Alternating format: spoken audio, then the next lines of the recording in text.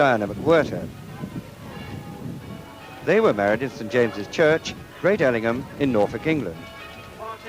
It was, quite literally, an important step for Donnelly, this being his first public appearance without the aid of crutches. Donnelly has made great progress since his 200-kilometre-an-hour shunt in Jerez last year, thanks largely to the treatment he's been receiving at the Willi Dungal Clinic in Austria. And races is a testament to his consistency. His 5 world championships remain unmatched by any driver. His first title came in 1951 with Alfa Romeo. Then in 1954, he took the Drivers' Championship with Mercedes. He won the following year, again with Mercedes, with 2 more titles following in 1956 and 1957 for Ferrari and Maserati. He remains to this day a national hero in his native Argentina and throughout the motor racing world. Che America del Sud piace molto l'automobilismo. Most people, in fact the whole of South America, is in love with motorsport, and therefore many young men today attempt to enter into motorsport and to race. Today they have go-karts to begin the first rung of the ladder into top motorsport with. In my day, of course, go-karts didn't exist. But really, I had a tremendous love of the mechanics, the engine, the chassis, the motor car. And it was a love that started when I was extremely young. And it was that which, because as I gathered knowledge about the motor car, I became more and more in love with the motor car. And it was that which drew me closer and closer to motor racing. But I've always been a mechanic, and when I came to Europe to compete in Grand Prix for the first time, in the first year, I was a mechanic for my team. Later, of course, when I drove for teams which were very important, like Alfa Romeo, Maserati, so Mercedes-Benz, they had, of course, their own brilliant mechanics. I didn't have to do it. But in the first year I did. I love mechanics. He had great stamina, so whatever he did, whatever lap time he could post, he could do it once, twice, 3, 4, do it for 3 hours, which the races were in those days. He had tremendous ability to balance the motor car, to the judgment that he would work with. Perhaps I can best explain. I saw Ascari, who was, I think, one of the greats as well, at Bari. He came around this corner in a real power slide, and he just touched the straw bale and went on, and every lap he was doing this. Fangio came round in the same race, same sort of speed, same sort of power, but he didn't touch the straw, but he just flicked the straws. And to me, that just showed me the difference between just nudging it, I don't mean badly, just nudging it or just whispering it.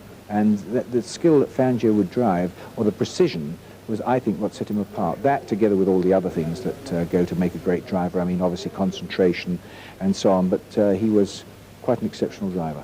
Seoul, Taipei, London, everything is going very well. You still watch Formula One regularly on TV when you have a chance? Yes, in television, or as I said today here. And if it was 10 years earlier, would you like to have had a go at Senna, because nobody else seems to be able to beat him? No, I don't think it's clever to have a go at Senna, because in the moment there's nobody who can give him a go. And again here, I think he's right under controls of everything. What brings you to Imola? Formula One brings me always to the Grand Prix. This is the first one I visit this year, and obviously it's great to see all the development and all the old friends. And how do you like sports cars? You had a pretty good start to the season. Well, we've only done one race, which was obviously far away from home, so I think that the atmosphere in Monza will be quite different, and to get into the European season is going to tell the real character of the sports car racing. But I like to be driving again, yes, a lot. 2 young Finnish drivers have particular promise. Mika Häkkinen is one of them. Tell us a little bit about Häkkinen. I think I can say honestly I'm as surprised as everybody else, because I mean I obviously knew and believed that he was and is very good, but he seems to have taken the Formula One world by storm, you know, and he's doing very well. But we still have to remember it's a young driver in making. It's going to take a while until he's ready for the big ones.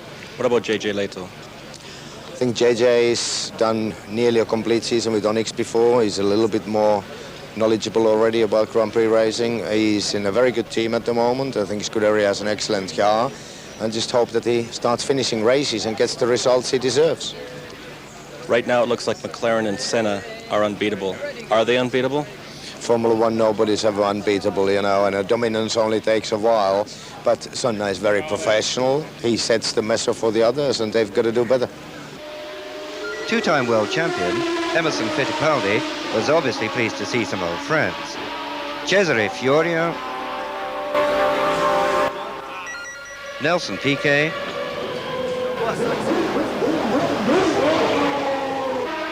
and of course Ayrton Senna.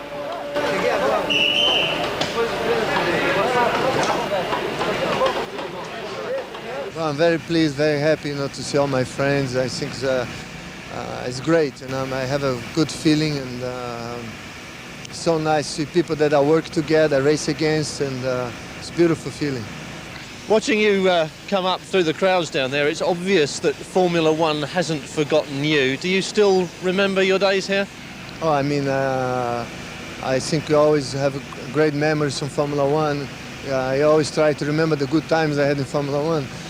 Like any sport, you never try to remember the bad times. And I had great times. And in Italy is an important place for me. It was the first time, my first World Championship I won here in Italy. I mean, it has always bring nice memories to be back here. Alberto Tomba came along to wish some of his friends good luck. Time, and I tried to enjoy some of the rain we had after the race, but basically the good weather that we have in this time of the year, and just stay away from the racing car as long as I could, as one of my last opportunities in this season, and then come to Europe for some testing, getting everything prepared for the race in Imola and also for the next few races. Alessandro Nannini was a welcome addition in the Benetton motorhome. The hand that was reattached off his helicopter accident last year is improving all the time, and Sandro seemed in great spirits. How are things for you physically right now? It's not okay for the moment. Still a problem, but I make a lot of jogging, a lot of gymnastics in the arm. And I hope it should be better in the next 3, 4, 5 months. But it's very long because we must wait the nerve. The growth of the nerve is very slowly. But there is improvement all the time, so that's an encouraging sign.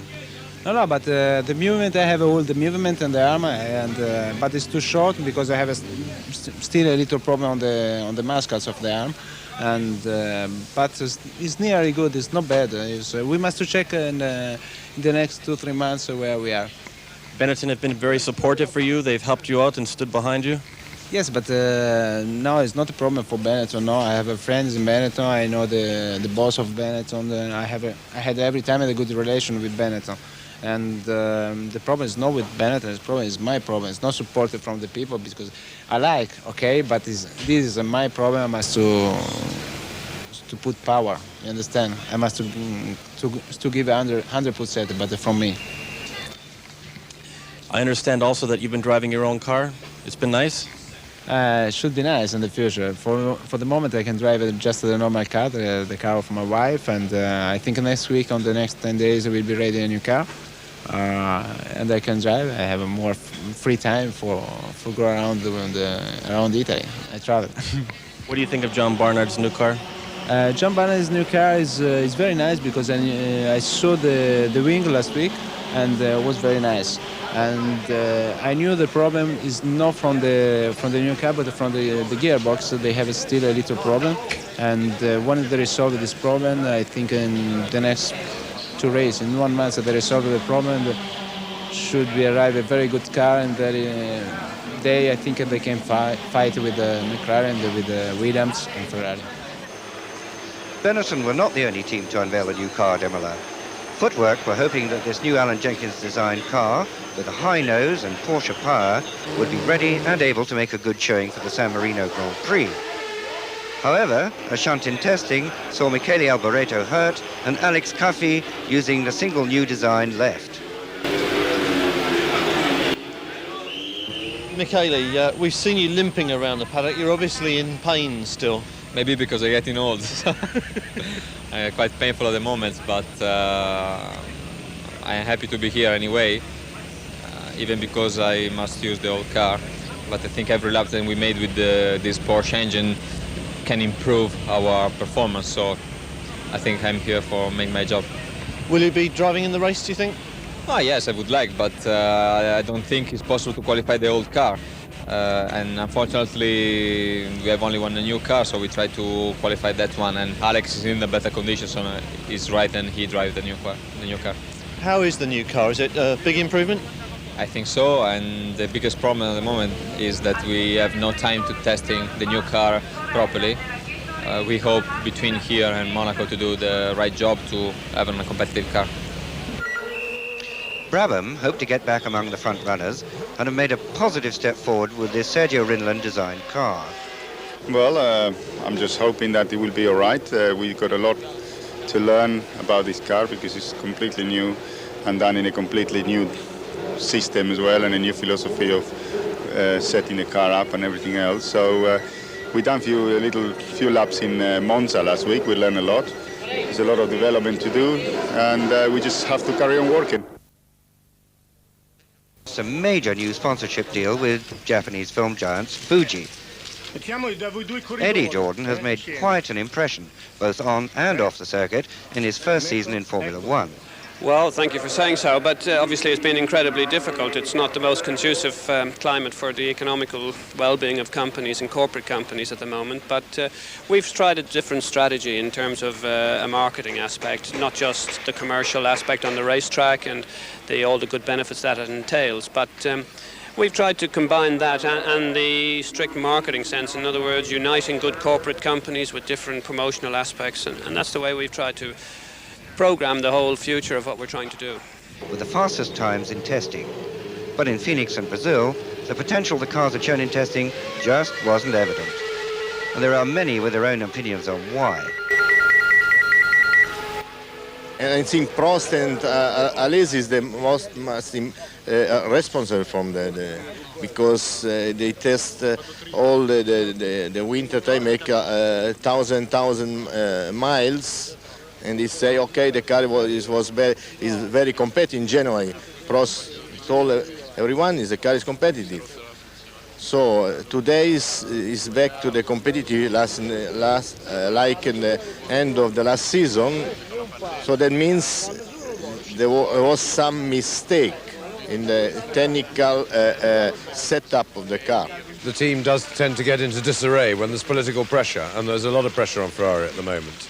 And certainly when a team's in disarray, then it's hard going for the driver because he's trying to pull people together, or that's what. But you know, if things aren't right, and that's what is very much the driver's job out of the car, is to try. You know, when things aren't right, the team try and put it together. And Ferrari are very difficult. You know, it's a real swimming against the tide operation, especially when they're in disarray. Cesare Fiorio, a man under pressure at Imola.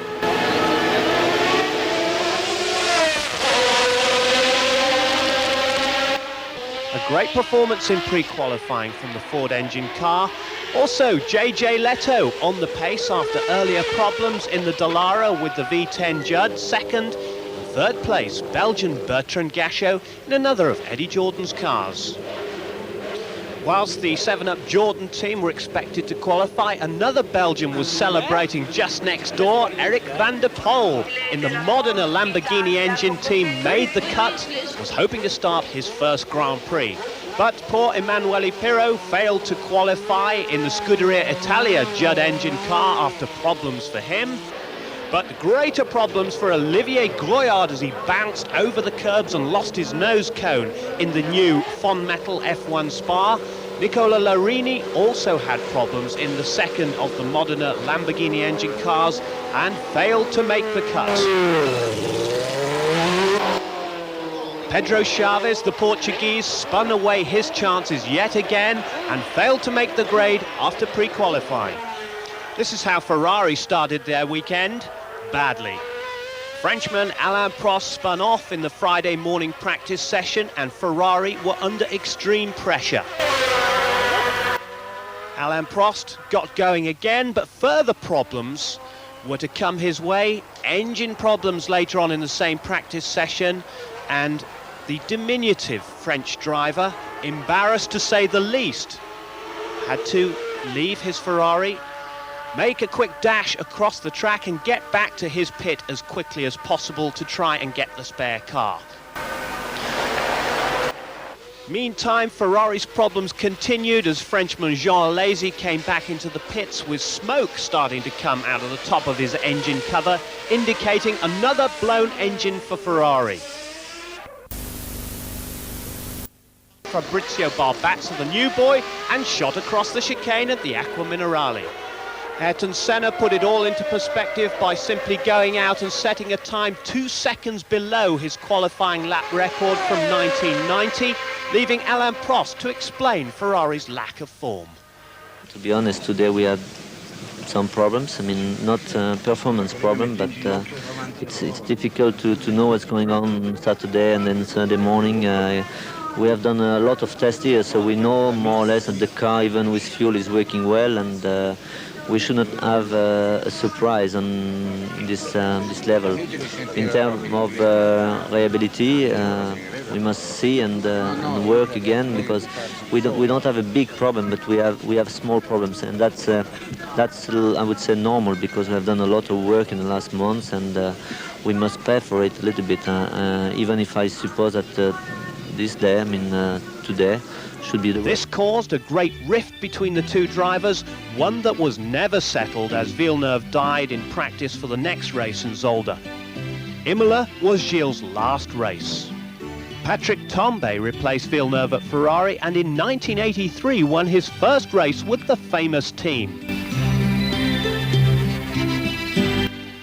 Well, I could tell you a lot about that race. It's probably one of the most important for me. Obviously, I was driving the car number 27. The year after, Villeneuve and Pironi had a tremendous battle here for the win. And 2 weeks later, Gilles Villeneuve died. And I replaced him in that car, and for some unknown reason, there was kind of a magical feeling between the Tifosi and me. And I qualified on the spot in third place. It's the same spot was where Prost is actually qualified for Sunday's race. Qualified in first place, and on the spot where the car were positioned, there's still today Canadian flag. And it was a long race, a little bit of engine problems toward the end. Ricardo Patrese came and overtook me, and as soon as he overpassed me, he went off the track, and I finished, took the checkered flag, and as soon as I did that, my engine died at the Acqua Minerale, and I stopped on the track. And it was a riot with the Tifosi, and a very special feeling, a very interesting one. Ferrari is still in your heart? I think for any Ferrari drivers, once you've driven for them, it's probably one of the strongest memories that remains. I think even now, Ayrton Senna driving for McLaren, wins after wins, championship after championship, one day will probably become a Ferrari driver, and he probably will have very, very strong memories at that time, even having very successful past with McLarens. In 1985, Alain Prost took the checkered flag with McLaren, but was later disqualified as it was determined that his car was 2 kilos underweight. Elio De Angelis in the Lotus was thereby given the win. The following year, Prost won again, coasting to a stop after crossing the finish line, his petrol completely exhausted. Quite a relief for Ron Dennis. In 1989, Gerhard Berger hit the wall at 160 miles an hour and had his car burst into flames. A horrifying crash, but Berger was back after missing only the next race. McLaren's good fortunes continued at Imola as Ayrton Senna took the victory, with Prost second and Alessandro Nannini third. Last year, Riccardo Patrese made the home fans forget about Ferrari by taking only his third win in 195 starts. A very popular win for Grand Prix racing's most experienced driver. To the late 60s, when the name Tyrrell became synonymous with excellence, right to the modern era, where he became known for spotting and developing young drivers. Ken Tyrrell's motivation has remained pretty much the same. Do really what you have to do now. You have to, first of all, find the finance to do the job, build the right car, have the right engine, have the right tyres, and the right driver. And if you can put all that together in any given year, then you've got a good chance of winning the World Championship. And that's how it happened for us. Jackie Stewart was the best driver of his era, and he won the World Championship in 69, 71 and 73. I suppose if I had a favourite car, it would be the first car we ever built, which never, that particular car, 001, never in fact won a race, but it was the prototype for the car that we built the following year, which won a number of races and enabled Jackie to finish second in the championship in 1968. Apart from that, no, I don't think I have a favourite car. I think the six-wheeler, everyone remembers us from the six-wheeler, and it received a tremendous amount of publicity. For example, at the time, one of our sponsors, our major sponsor, was the French fuel company Elf, and they said the exposure they got from the launch of the car at a London hotel covered the cost of the sponsorship for a whole year. The wheel and an elaborate ritual.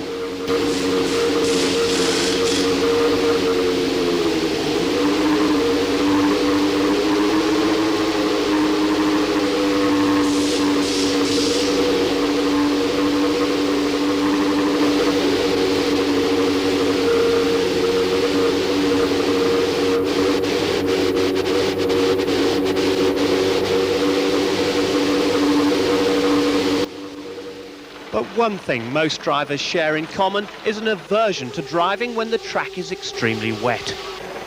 On Saturday, the rains came, and the teams realised Friday's times would now hold up for starting positions for Sunday's race. But it could be a wet race, so the teams took the chance to set up their cars for the conditions. Jean Alesi in the second of the Ferraris was trying as hard as ever, and just look at that twitch he got involved with through Villeneuve going into Tosa, and he was still having dire handling problems on a dire Ferrari weekend, hanging out the tail, desperately trying to improve the times, and he had second fastest overall in the wet. But the man coming up behind him there, Gerhard Berger, desperate to challenge Ayrton Senna, was the quickest. Could have been because of his grass-cutting exercises. But all the drivers faced conditions like these. Roberto Marino in the new Benetton Ford B191, visibility almost down to zero, only for the brave. Running of the San Marino Grand Prix. We'll be back with the story of the race right after the break.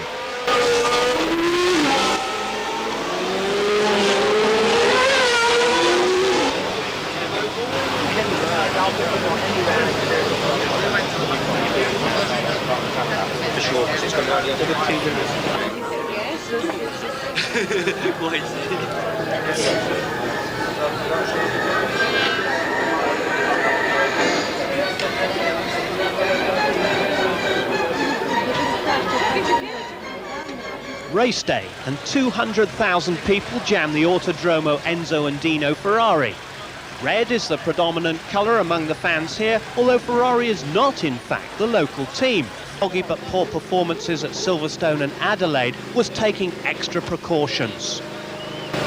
After the two long-haul races in America and Brazil, the World Championship makes its European debut here on the superb Imola circuit for the San Marino Grand Prix.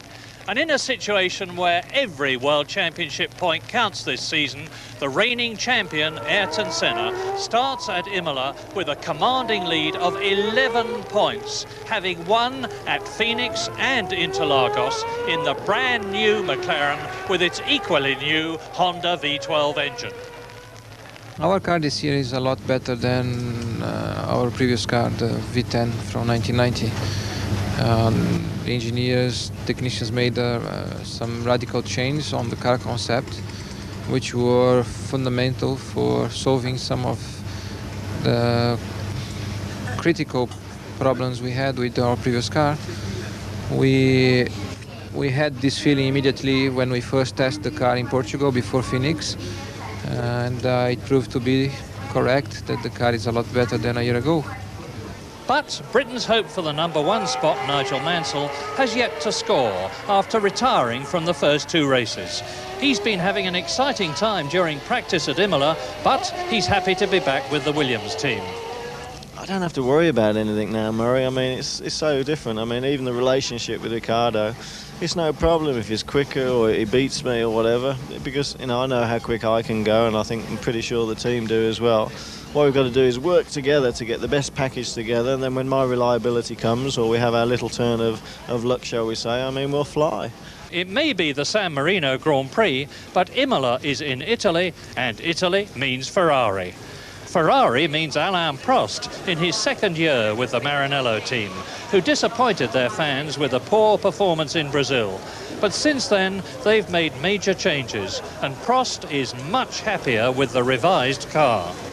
Benetton have got an entirely new car, designed by John Barnard, with a more powerful revised Ford V8 engine for 3 times world champion Brazilian Nelson Piquet and his countryman Roberto Marino. And one of the prettiest cars at Imola is the all-new Brabham Yamaha. But the 2 Britons, Martin Brundle and Mark Blundell, have still got a lot of work to do. And there's great news from Norfolk, where Martin Donnelly, recovering well from his crash last year, has married his childhood sweetheart, Louise McQuirter, and hopes to race again soon. As ever, it's all go in the pit lane at Imola, but this is just the tip of the iceberg. There's a lot more to a Formula One team than you'd think. Jonathan Palmer. This is one of the 2 Tyrrell cars that are being raced this season. Let's consider just how many people it takes to put them on the grid. Well, clearly, there are the drivers, Stefano Modena and Satoru Nakajima, who started the year so well with 4th and 5th places at Phoenix. None was more delighted than team founder Ken Tyrrell, who masterminded 3 World Championship victories for Jackie Stewart. Now it's his son Bob who's taken over as managing director. Racing teams are all about engineering, and this area is headed by Harvey Postlethwaite, the engineering director who oversees the 8 designers who are continually working on the next new car. Its shape is formed by the 2 model makers prior to extensive wind tunnel evolution by 4 aerodynamicists. Manufacture then commences with 15 in the composites department, another 6 in the machine shop, and 4 fabricators, largely just making the suspension. Complex wiring demands 2 electricians.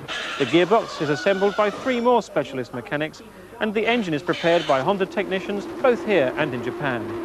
Final assembly of all the components is handled by a team of 5 more mechanics. Now the completed cars must be transported around the world, and the 3 transporters are manned by 5 truckies. Testing begins with 3 dedicated test team mechanics. Meanwhile, 3 in the marketing department are finalising and supporting the sponsor lineup, whose budget is managed by 4 accountants.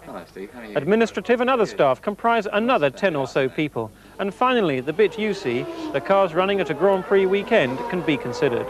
Here, the 2 race engineers establish just what work the 12 race mechanics must do, and it is the team manager who controls this tip of the iceberg. So there we are, over 100 hard-working individuals, all to enable these 2 to go motor racing. World Championship. The sun has been shining on the Tifosi this morning and may also shine on Ferrari here this afternoon, but it is raining now in Imola as the championship returns to Europe. Ferrari are under pressure here, and their pressure is to change this championship table. Ayrton Senna leads with 20 points. Alain Prost is second with only 9. Then it's Piquet and Patrese on 6 points each. Gerhard Berger has 4 points, and Stefano Modena has 3, which he picked up in Phoenix. The constructors' table has a distinctly McLarenish look to it. 24 points against Ferrari's 10. Benetton, Ford and Williams Renault have 6 points each. Then Tyrrell Honda with 5 points, and Lola Ford have just 1 point. Maybe all of that will change here today, though if qualifying's any guide, we're looking at another McLaren benefit. Ayrton Senna rules the roost with his 55th pole position. Every reason to be confident here, and who, as he explained to us, has every reason to like the Imola circuit. Already 11 points clear in the championship from Alain Prost. So whatever happens in Italy this afternoon, Senna will still lead the table tonight. And in the Constructors' Championship, McLaren's lead is 14 points. Williams showing ever-improving form for Mansell and Patrese. But it's Ferrari second in the Constructors, and this afternoon Ferrari are very much on home ground. But conditions in Italy, well, they couldn't be worse. A downpour at Imola, but in position, I am sure, are James Hunt and Murray Walker. Well, you spotted it, Steve, and this is the big question right now. On Friday, it was bitterly cold at Imola. Yesterday, Saturday, it poured with rain when we got up and looked out of our hotel bedroom windows this morning. Bright blue sky, sunshine, all good for a fine race. But at 1300 hours Italian time, we started to get some rain spots. Then 40 minutes later, lightning and thunder, and you can see the situation now. I can tell you that all the cars are on the grid with dry condition tyres, that is to say slick treaded tyres with no tread pattern on them. And there seems little doubt to me that this will be declared a wet race, in which case the cars will be starting on wet condition tyres. You can see there Ayrton Senna, confirmation that he's 11 points as a result of 2 wins ahead of Alain Prost in the World Championship. And in third position, equal, Riccardo Patrese and Nelson Piquet. Nigel Mansell, driving for Williams, has yet to score. He's had gearbox problems this morning with the Williams, as has Riccardo Patrese. That has been the team's Achilles heel. The wet race, there is more than enough water on the circuit now for the organisers to make that decision. And in fact, the last car to make its way onto the grid was Gianni Morbidelli in the Minardi Ferrari, and he actually appeared on wet tyres. Everybody else came onto the grid. The track, of course, wasn't as wet as it is now. They went out on regular, dry, slick tyres. All the teams have got their wet weather tyres alongside the cars, and in fact, most are now in the process of changing over from the slicks to full wet weather tyres. So really a great disappointment indeed after such a beautiful morning, and a chance when we had to see really who was going to be in contention for the race.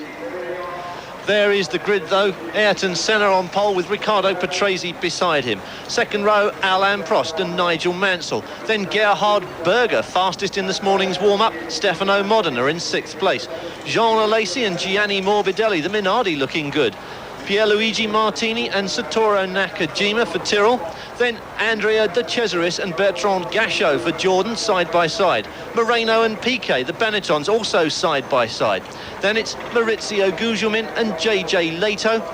Eric Bernard and Martin Brundle with the new Brabham.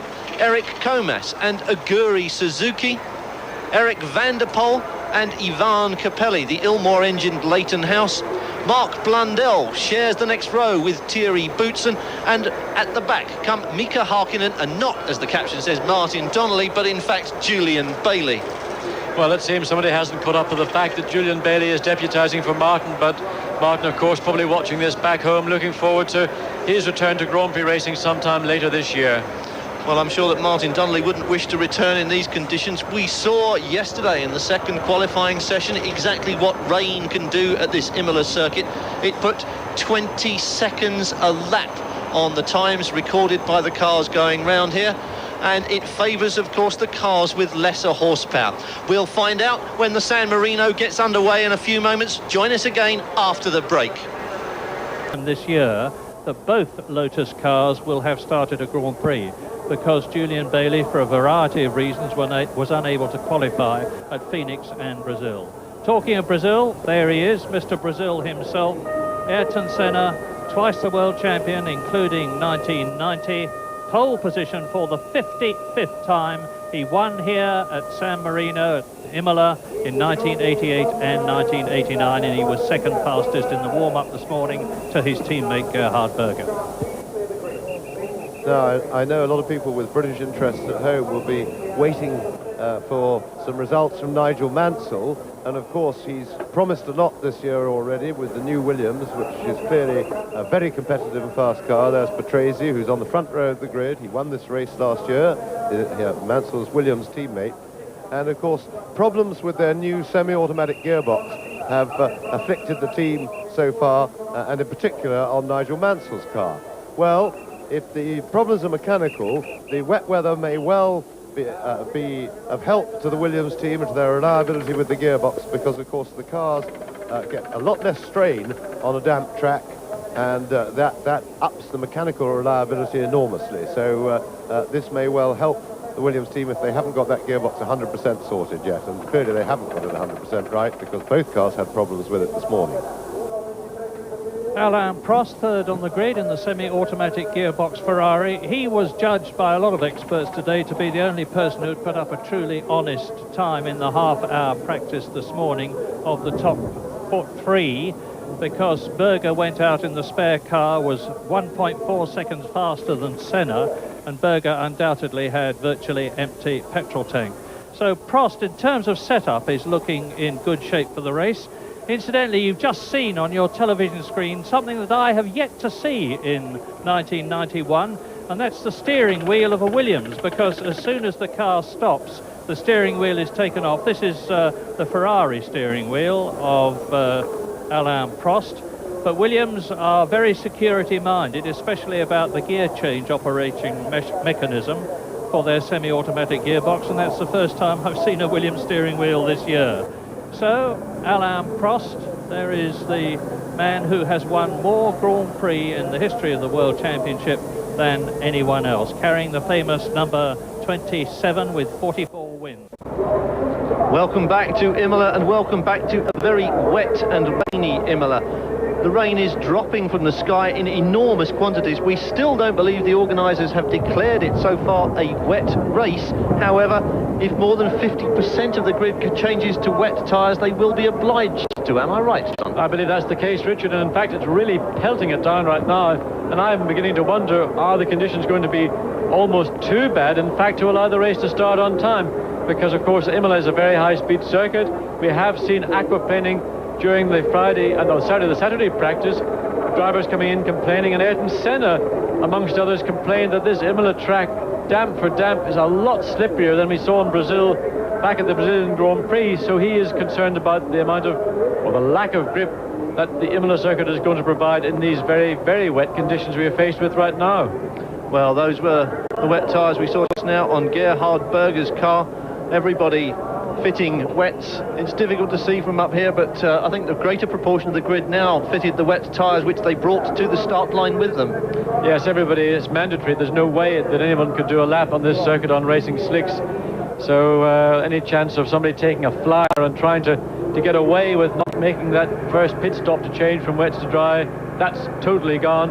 And in fact, changes are occurring to cars, not just with putting wet weather tyres on, but we saw the Minardi team rushing back to the pits, bringing out a new rear wing and a new nose, and they've probably been set up with slightly more downforce to accommodate these very wet conditions we're now faced with.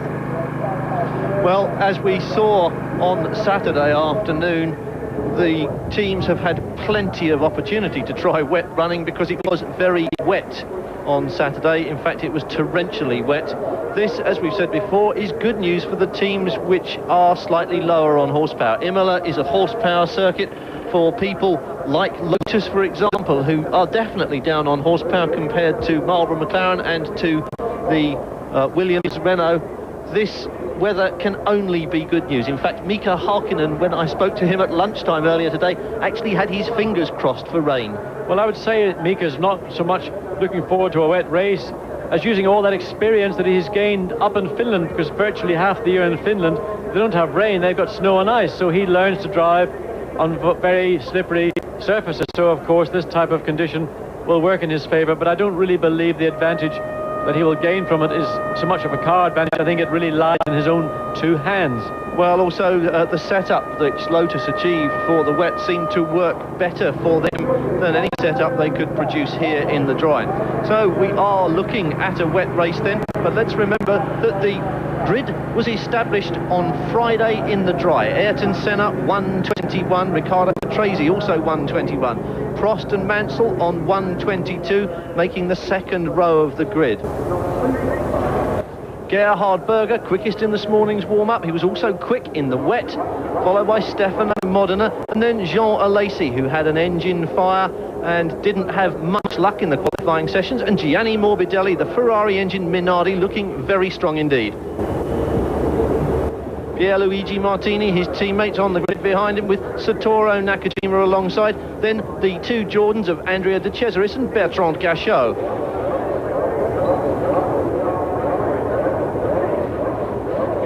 Roberto Marino follows for Benetton with his teammate alongside. That's Nelson Piquet. Then Maurizio Gugelmin and JJ Leto, the only Dallara to qualify for this race. Eric Bernard shares the next row with Martin Brundle and is followed by Eric Comas and Aguri Suzuki for Larousse. A fine effort in pre-qualifying and qualifying gets Eric van der Poel next, with Ivan Capelli alongside, Mark Blundell's Brabham behind him, and Thierry Boutsen alongside for Ligier. And then finally, on the very back row, the two Lotuses, their times established in the dry, Mika Hakkinen and Julian Bailey. Out of it, Gabriele Tarquini and Fabrizio Barbazza for AGS, and the very unlucky footwork team, Alex Caffey with the new car, and Michele Alboreto still injured from his practice accident.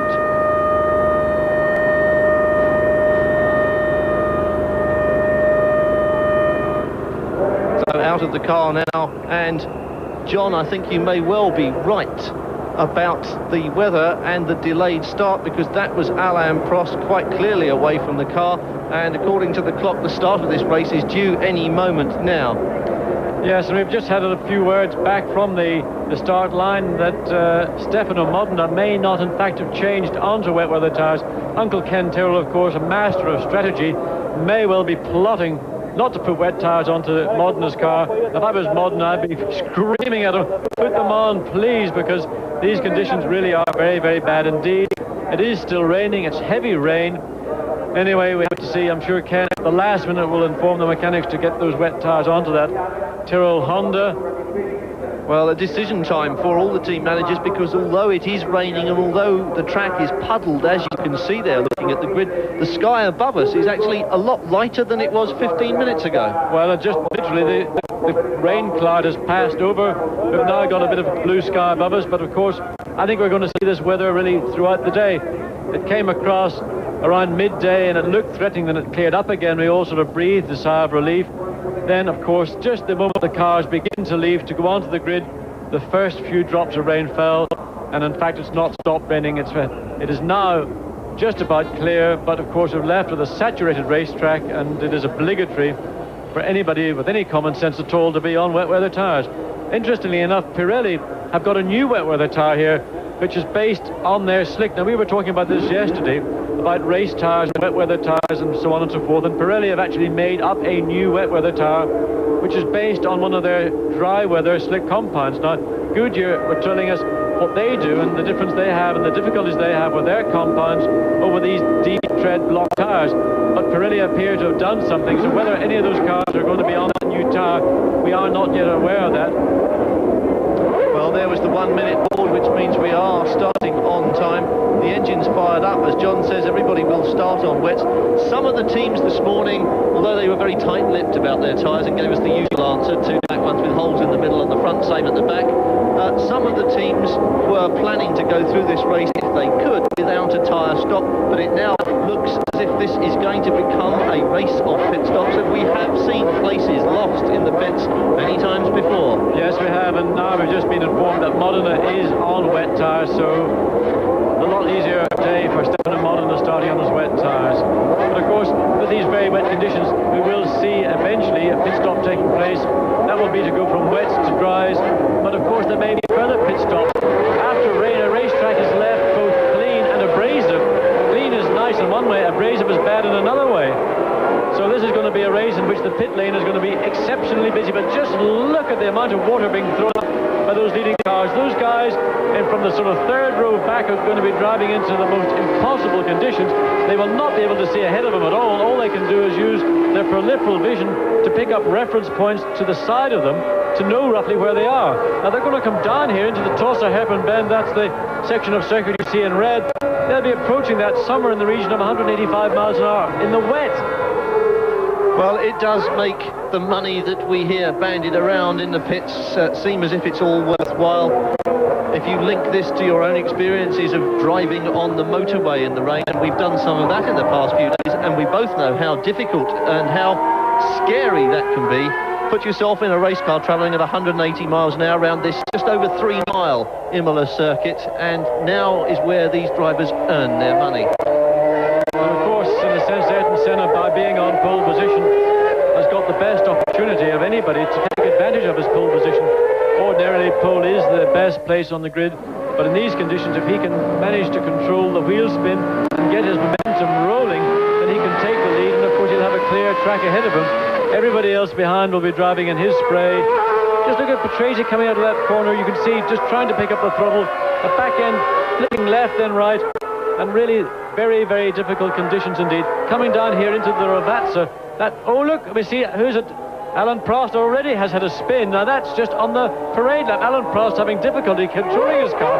Just the sheer, look at this. Gerhard Berger the same. Now there must be a river somewhere in that part of the track we can't see. There is water rushing across the track. Alan Prost's car is stopped. He's now trying to get out of the car. His engine is stalled. He doesn't have an onboard starter. And this is an absolutely unbelievable situation. I've never ever seen that happen before. Before a race starts, I understand during the course of a race, but there must be water running across the track just as they come under the bridge before the two right-hand corners, the Ravazza. But Alan Prost's car is stopped. His engine is stalled. He's attempting to get out of the car. Gerhard Berger had the same problem, managed to keep his engine running. Of course, he will have to now take up a position at the back of the grid. He will not be allowed to take his proper position on the grid because he has lost position. Now, what are the organisers going to do? Are they going to call force majeure because Alan Prost technically hasn't completed a lap? I don't know. I've never ever had a situation like this before. Well, this is Italy, of course, and Alain Prost is a Ferrari driver. The Tifosi, I think, might pull this racetrack apart if this race begins without Alain Prost. Well, we don't see the start of the race. We've got Alain Prost's car 3/4 of a way around it up, and here we are now. We're on the grid. Well, they are obviously going to start without Alain Prost because the cars are formed up and they are waiting for the last few to come round. We'll see that flag at the beginning which warns the drivers at the front that the red and green sequence is imminent. Ayrton Senna on pole, established in the dry at 1:21. The wet time, the best wet time on empty tanks in qualifying was 1:41. These cars are now on full tanks. There's the 5-second warning that says the start of this race is imminent, and it begins without Alain Prost as one of the Ferraris. Red lights and green lights, away they go, feathering the clutch here. This is really difficult, but Senna weaving and Patrese jumps him.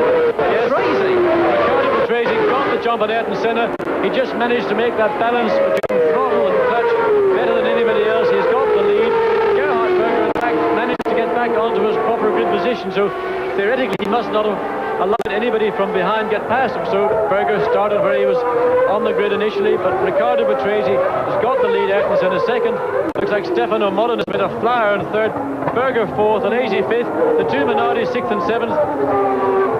John Lacey came flying through on the inside of that corner and made a really good pickup, and I think now we'll see him in third or fourth place. No, it's Stefano Modena in third place. There we see there is John Lacey back in 6th spot at this stage. Stefano Modena was the one that really had a flyer, and of course maybe he has taken that chance on those new Pirelli tyres. The Tyrrell, of course, along with the Benetton, Brabhams and the Dalaras are on Pirellis, everybody else on Goodyears. But look how bad, you can see how slowly these cars are travelling. The conditions are extremely bad. This is coming down the hill towards the Acqua Minerale corner, and the gap between first and last has opened up probably about 3 times the distance you would have in normal conditions. Gerhard Berger looking to get past Stefano Modena. Alan Prost utterly dejected, and let's see what happens coming around this corner. This is the problem corner. Modena staying well over to the left coming around the corner.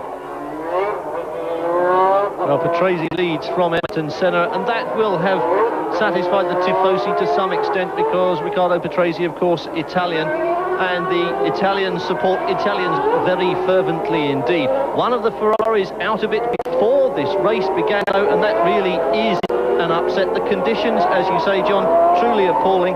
Patrese has been pumped up for this all weekend. Gerhard Berger, too, was very quick in the wet, and we saw him pressuring just now. chasing the back end of that Tyrrell. Who will come round? Yes, it's still the Tyrrell there, and look at the spray. They just disappeared in that. It must be impossible to drive, John.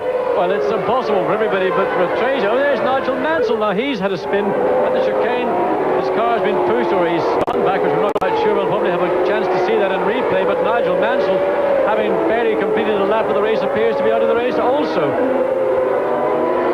Well, certainly no engine and being pushed back. There goes the steering wheel. We've seen that gesture from Nigel Mansell before. Patrese leads by a considerable margin now from Ayrton Senna, and that reverses the situation, doesn't it? Because Senna normally likes to have quite a distance. Yes, he does, but of course Senna's being very, very canny indeed. He knows that there's a long way to go in this motor race. Let Patrese get out if he wants for up a second or 2 seconds or 3 seconds. Nelson Piquet out. That's the tosser hairpin bend at the end of the long straight. Nelson Piquet on his Pirelli tires having no more luck than Nigel Mansell or poor Alain Prost. So we've lost 3 of our front runners already. Prost before the race began, Mansell after about a lap, and now Piquet as well has left us. There's Nigel Mansell walking back to the pits, and his afternoon's work over almost before it has begun, although not quite as abruptly as Alain Prost, and Alain Prost must be severely annoyed.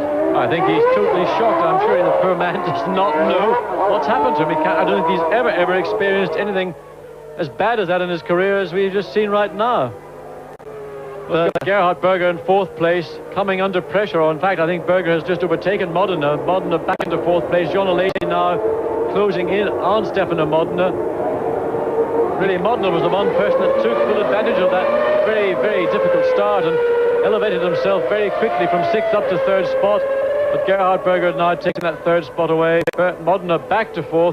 But Jean Alesi looking threatening and pointing towards 4th place. And I'm sure we're going to see a little bit of action here very shortly, as Jean Alesi is going to try and position himself close enough to Stefano Modena to try and come down the inside into the tosser. Catch him unawares. Well, Berger streaking away. He does like it here in the wet, and here comes Alesi, as you say. Well, Alesi's not close enough, but he's having a look down the inside. He's done it. He's an amazing little guy, isn't he? Now he's got to get round the corner. He came in, he's right on the edge of the circuit. He's gone too wide. Such is the price he has paid for that manoeuvre. He had it right, but just he had too much speed. He just couldn't control the car on the very outside edge of the circuit, and he slithered into the sand trap. I don't know whether he'll be able to get the car out of that, but I suspect it'll be quickly digging itself up to its axles.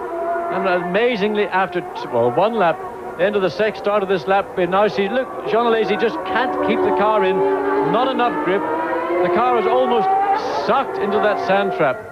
Well, there is Alesi's abandoned car. Alesi full of bravado, but not quite enough reserve there on that corner. Well, there you go. That's the effect of having a wet motor race. But Riccardo Patrese hanging on almost tenuously. I mean, there really is virtually no grip here at all. Again, taking these rather unusual lines very wide on the turn into the corner. That's because the outside of the circuit, by and large, has got less rubber down on the slick tires and is therefore a little bit more grip.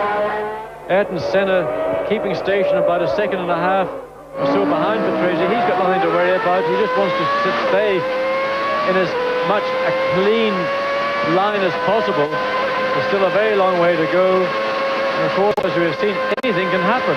The track is so treacherous, you just have to be 6 inches offline, and you could catch a puddle, and that will be enough to take your car off. Well, there are 61 laps of this race scheduled, and already, as we see, we have lost many of our front runners. Alain Prost before the start of the race, Nigel Mansell after about a lap, then Nelson Piquet, and then Jean Alesi, who we see being winched away here. He was slightly, and there's another one of the LaRousse cars on the sidelines there. Yes, that's Aguri Suzuki. He's spun. Of course, you see, one of the troubles when you spin the car these days is there's no self-starter on board. And quite often drivers, when they spin, they don't dip the clutch quickly enough, they don't keep the engine revs up, they lose the engine. Subsequently, they're out of the race because you're not allowed to have a push start. Patrese then the leader from Ayrton Senna on their 4th lap. And that's one of the 7-up. Jordan Ford had a big spin on the straight. I think it's Bertrand Gachot.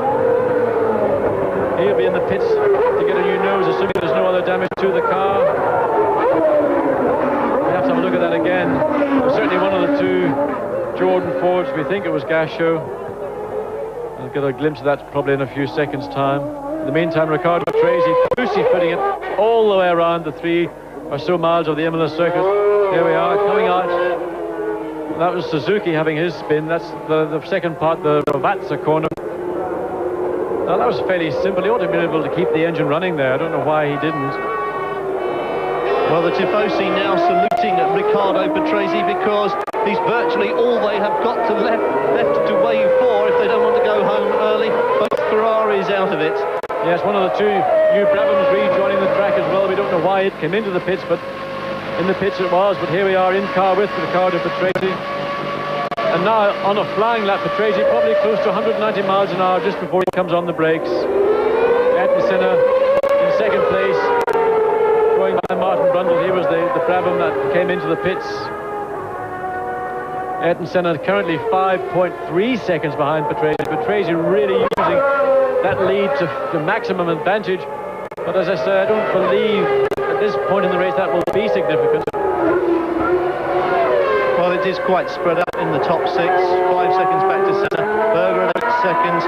Modena another 7 seconds. Nakajima 12 seconds. And then Martini 4 seconds. Morbidelli just 2 seconds behind. So it is fairly open at the front after 4 laps. Yes, and we can confirm that spinning George Ford, in fact, was Bertrand Gachot. His teammate Andrea De Cesaris currently in 8th place, just behind Gianni Morbidelli and Pierluigi Martini. Those two Minardis, of course, are on the rally tires. There we see Gachot's Jordan Ford now in the pits. They've got to replace the nose. Not a particularly quick job because the noses, in fact, are bolted on. They're not just held on by these little Zeus fasteners that used to be the way. There's so much downforce going through the front end of a car today that you have to use nuts and bolts to hold it in place.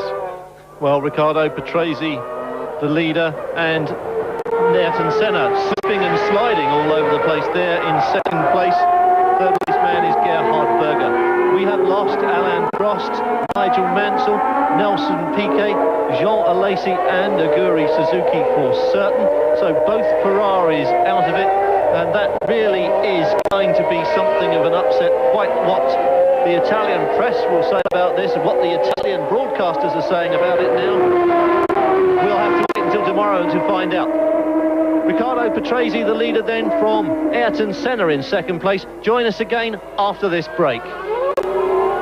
He's the youngest man in the race, and the Judd V8 engine in the Lotus gives ideal power and torque for these conditions. It is not too powerful, and Harkkonen's reflexes are superb. He's going to move up a lot. Yes, well, new fastest lap of the race now for Berger, and the circuit isn't really drying yet, but if you look there at that picture, you can see that the racing line and various points of the circuit is starting to dry out. There's still much too much water around for anybody to think about changing on to dries yet, but it won't be too long before you see there it's starting to dry on the line. Good picture from the onboard camera in Patrese's car.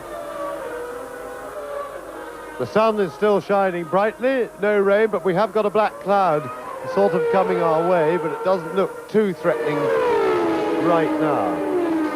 And I have to say that I really wouldn't be, and there's Häkkinen, I think, there looking to make up another place.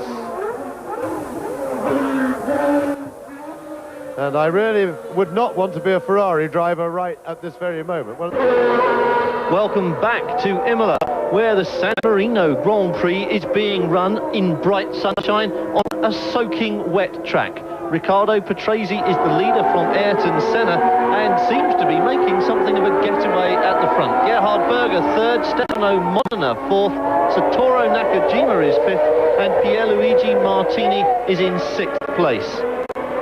And further down the field, we've just seen Julian Bailey get past Mark Blundell. Blundell has got Mika Häkkinen behind him, so in fact, Britain's Julian Bailey doing the better job of the two Lotus drivers. Maybe the rain of Britain suits Bailey better than the ice and snow that Häkkinen is more familiar with in Finland.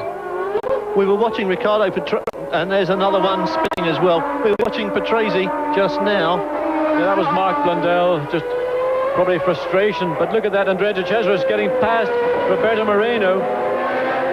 Marino in the new Benetton, Andrea De Cesaris in his 7-Up Jordan Ford.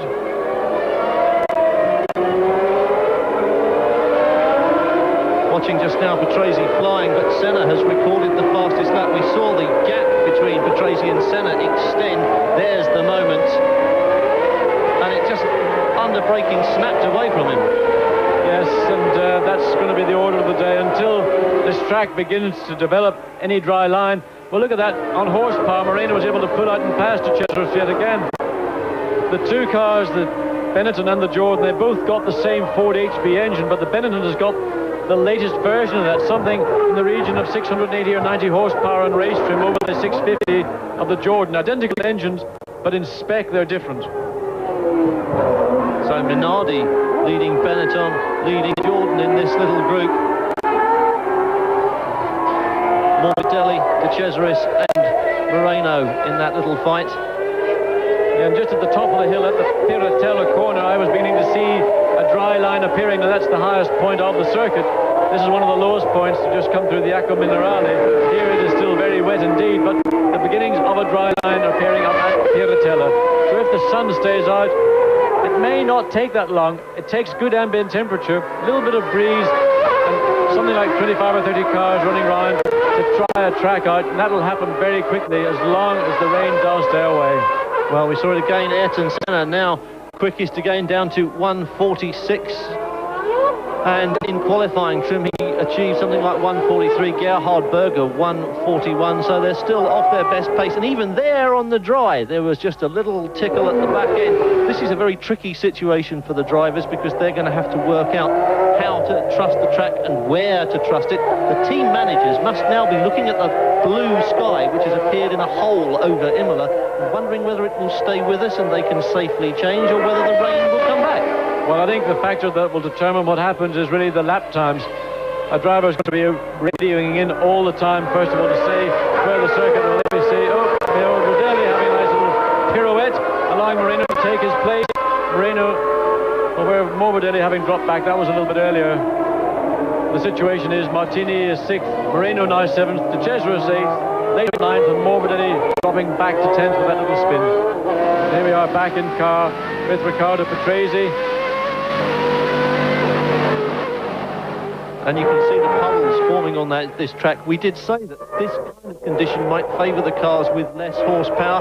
And looking at that leaderboard, I'm pleased to see Eric van der Poel just outside the top 10. That car not really the strongest on the grid and doing very nicely, thank you, in these conditions. He's doing an extremely good job. But of course, now the track, you can see more signs of a dry line beginning to appear. And of course, for poor van der Poel, that means that his progress probably will gradually become slower and slower. But this man, Ayrton Senna, has closed back up. He's now just 2.5 seconds behind Riccardo Patrese. Patrese really had a significant advantage. He managed to pull away very quickly in the opening laps. We're now on the 9th lap, and Senna's reduced that almost 6-second lead Patrese had on Senna back down to 2.5 seconds.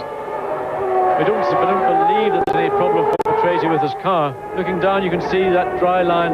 That's up at the Piratella corner now. We drop down into this tight chicane. Now, this has been a problem part of the circuit on the Saturday morning when we had very wet conditions. You're coming downhill, you're braking downhill, and because that part of the track is so slippery, you really have to brake, not when you think, but before you think you should be braking.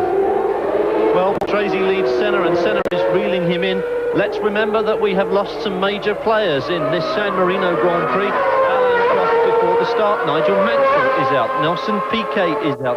Jean Alesi is out. And Aguri Suzuki is out. There we see the leaderboard and confirm that Ayrton Senna is indeed reeling in Riccardo Patrese, while the gap back to Gerhard Berger has now increased to 12 seconds. Odd that, because Berger was very quick in the wet, wasn't he? Well, he ended up being quickest on that session on Saturday afternoon. Of course, it depends very much at the time that you're out on the track in the rain. The one thing about rain is that it is not consistent. Every lap the track is changing. That is the dubious side of racing in the rain or qualifying in the rain. It is not necessarily an indicator to true form. And as we're seeing here now, as the track is showing signs of drying out, this is coming through the Tamburello corner. Ayrton Senna has recorded the fastest lap so far in the race of 1:45.7.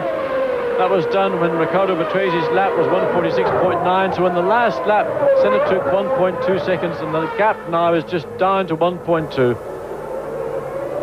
Ayrton Senna then closing in fast on Riccardo Patrese. Interesting problem about tyres because it is dry now, quite clearly dry, as you can see there in a number of places, and still quite clearly wet in a number of others.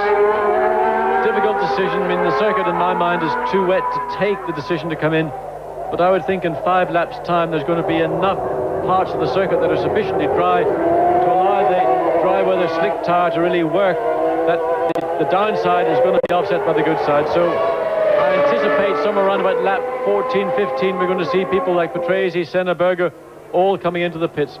But right now Riccardo Patrese beginning to feel the pressure that Ayrton Senna is going to apply to him, and Senna merciless when it comes to applying that pressure. No matter how pumped up you are, and Riccardo Patrese, as we have said a number of times, really full of himself this season, and especially here in Italy, it must be a very daunting prospect to have Ayrton Senna filling your mirrors. Yes, it is. But there's a little story about all that. We might come back to it later, but Riccardo Patrese was a little bit unhappy at the end of qualifying yesterday because that man, Ayrton Senna, has got the Spec 2 Honda engine. Well, Ayrton Senna has now taken the lead. Is Patrese going to get into the pits? Yes, he is. Patrese is the first one into the pits. Brave decision by Riccardo Patrese.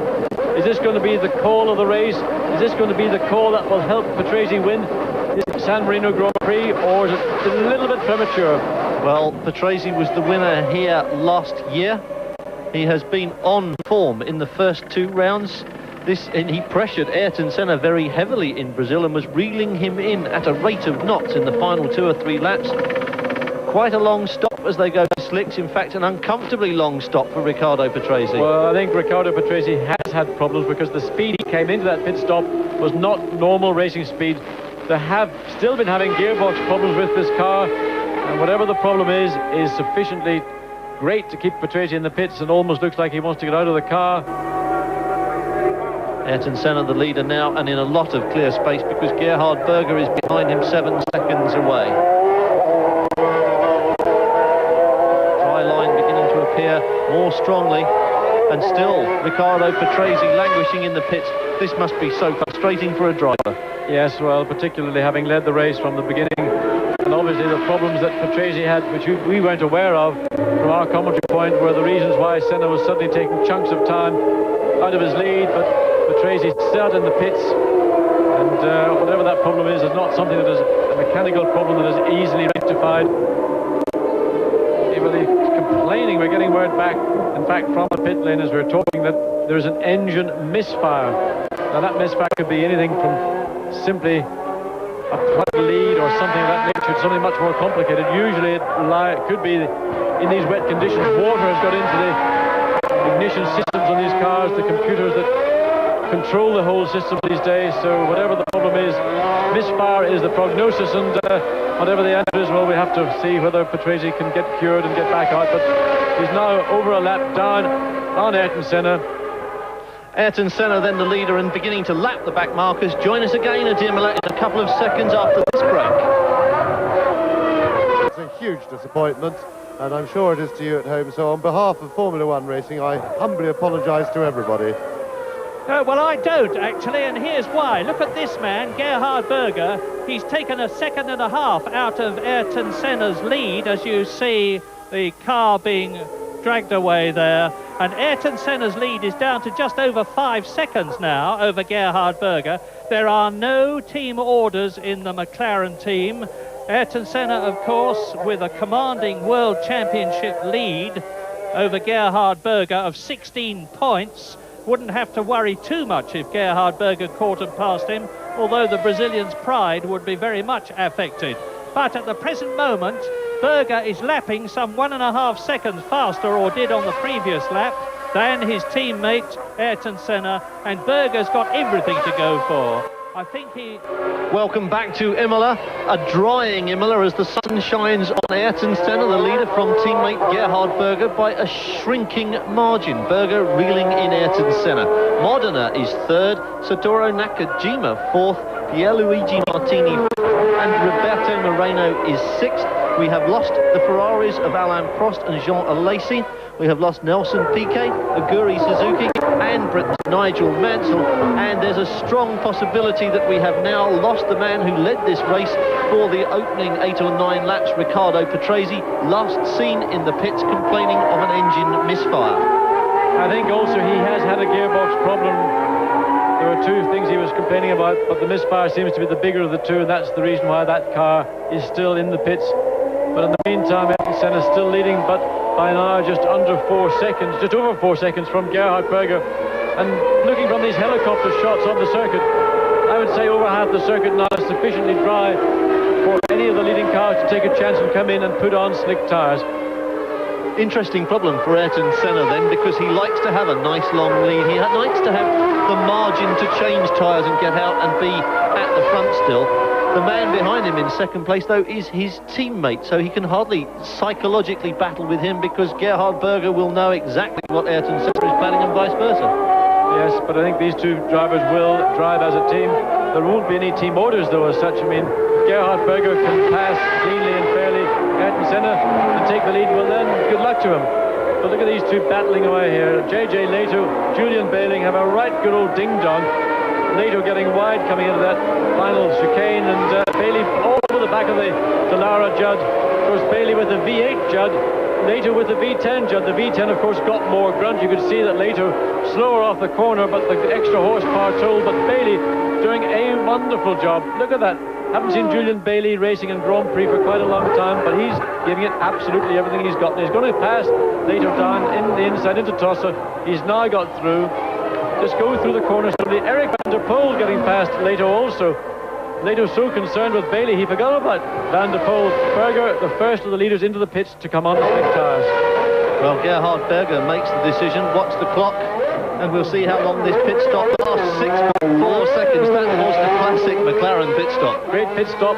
May have been a team strategy as well. The team may have decided to bring Senna in, bring Berger in first, to allow him to go back out again and get lapping on the slick tyres to see what the time difference is between wets and dries. That's what a team does, a 2-car team will do. Well, Berger, in fact, it seems, may have also had a puncture in the meantime. Back in the pits, one of the 2 Jordan Fords. Looks like Gasho's car from here. It's difficult just to tell from the little picture. I think it's Bertrand Gasho back in for a second pit stop.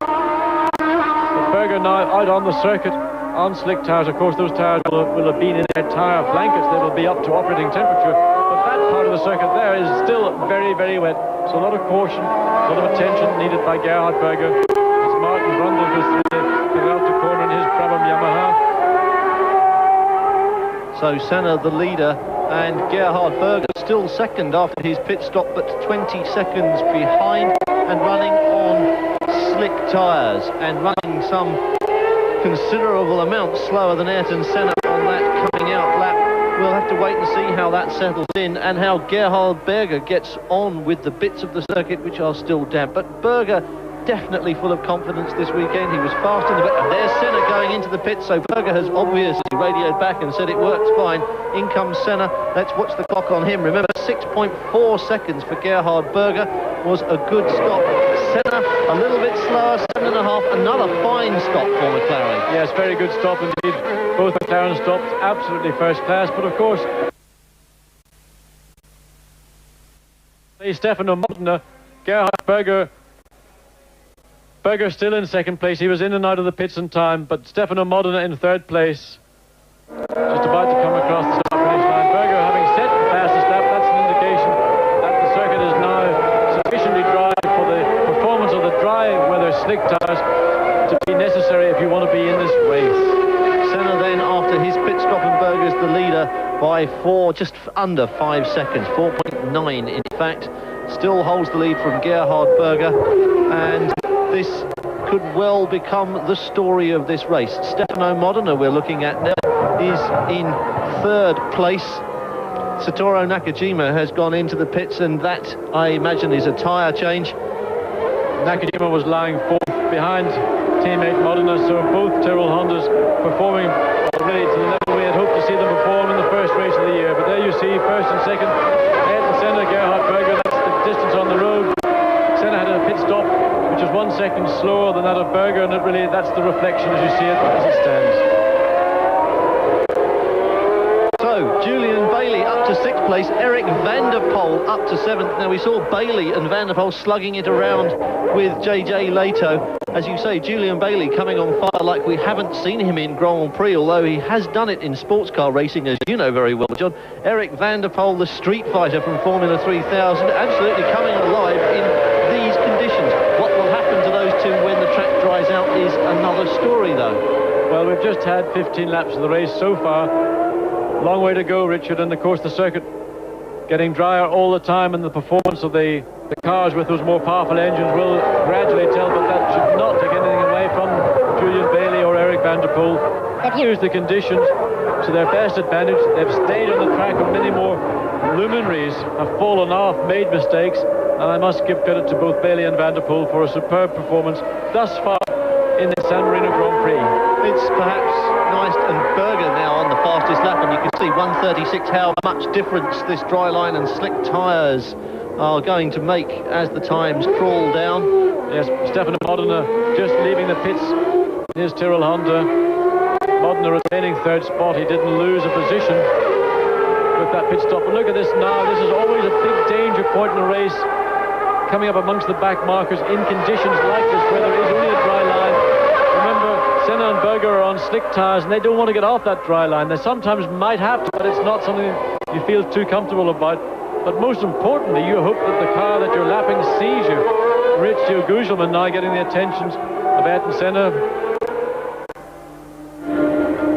So, lap 15 has been completed by the leaders, and they are, as John says, mixing it with the back markers. And perhaps a sad indictment of Leighton House's performance so far this year, that they are among those back markers on this circuit. The All-More still not delivering of its potential, and it does have potential. That's Ayrton Senna, the red and white McLaren, the yellow helmet of Ayrton Senna, the leader of the race. Gugelmin waking up as he goes past the Lotus, and you can see Berger in the background in 2nd place, and that traffic not really helping Gerhard Berger very much. No, it is a problem, but you've got a bit of a battle going on there.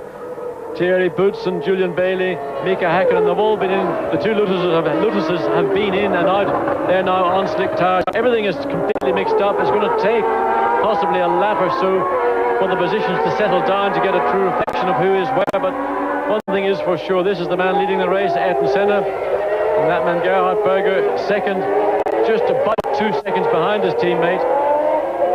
Eric Comas in the pits in his Ligier Lamborghini. Well, Nakajima has out of the race. I don't know why. That's the Tyrrell Honda, Satoru Nakajima, who was running in 4th spot. Nakajima now out. I think we can also safely say that Riccardo Patrese is out, because we have seen hide nor hair of him since he went into the pit with a misfire and perhaps a gearbox problem.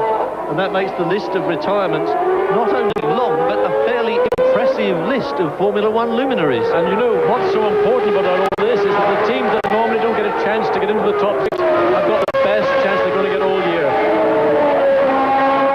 Senna the leader from Gerhard Berger in 2nd place.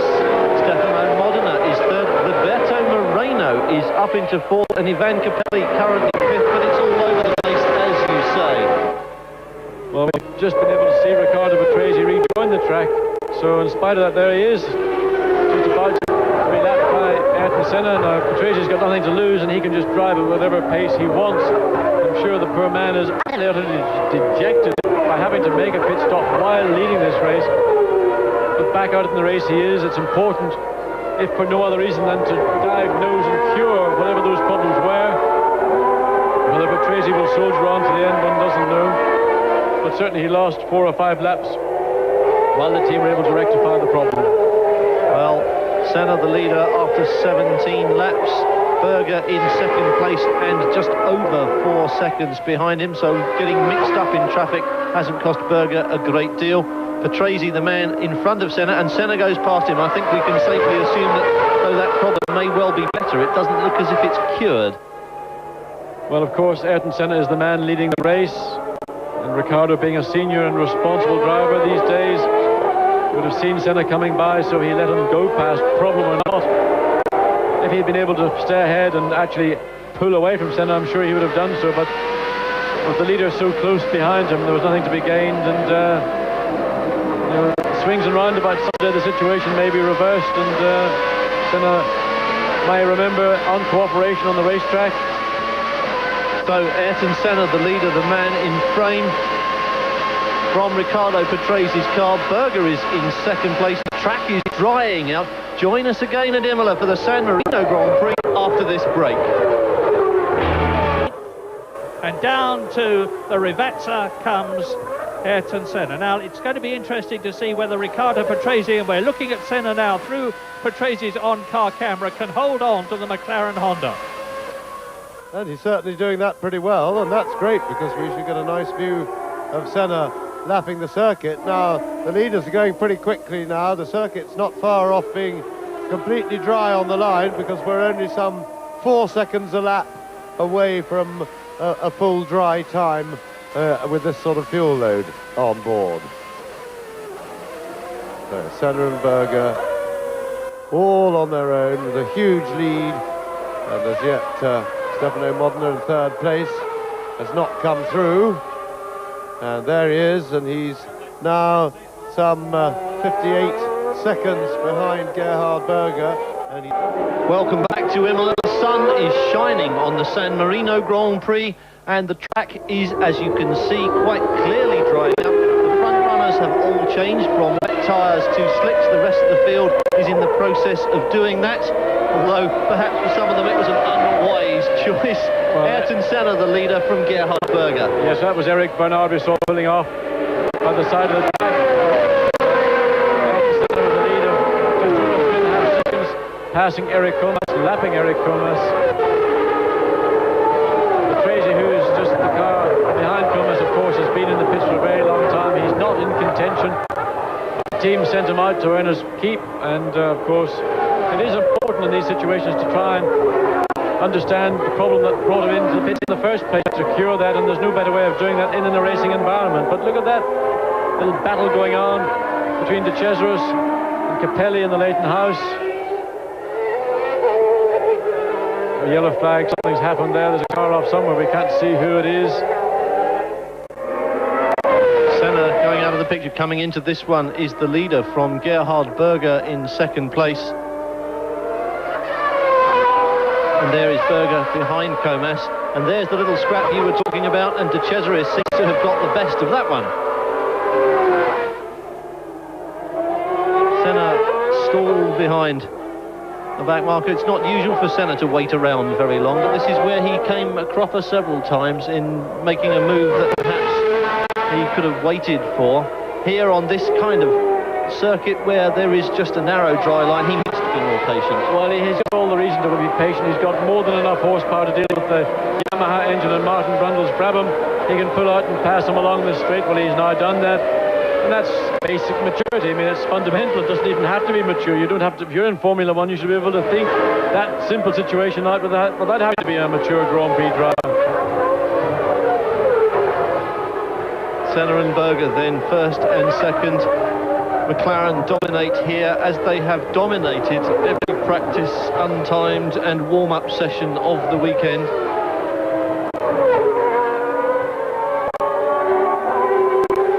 Berger running much more strongly now than he has of late.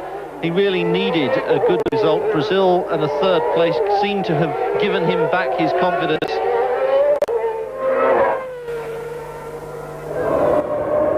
So Senna still the leader from Gerhard Berger, and if you're wondering where the Ferraris are, if you've just joined us, let me tell you that Alain Prost did not make it to the start of this race. It began in a pouring rain, and Prost slipped off on the warm-up lap. He was our first retirement. Nigel Mansell followed him on the first lap with a spin, then Nelson Piquet joined him. Jean Alesi out-braved himself on a corner and went off as well. Aguri Suzuki and Satoru Nakajima have both gone off in slides, and now the track is dry and the rate of attrition has slowed down somewhat. Well, as the track is beginning to dry out, it becomes a lot easier to cope with the conditions, and they really were appalling conditions of those opening laps.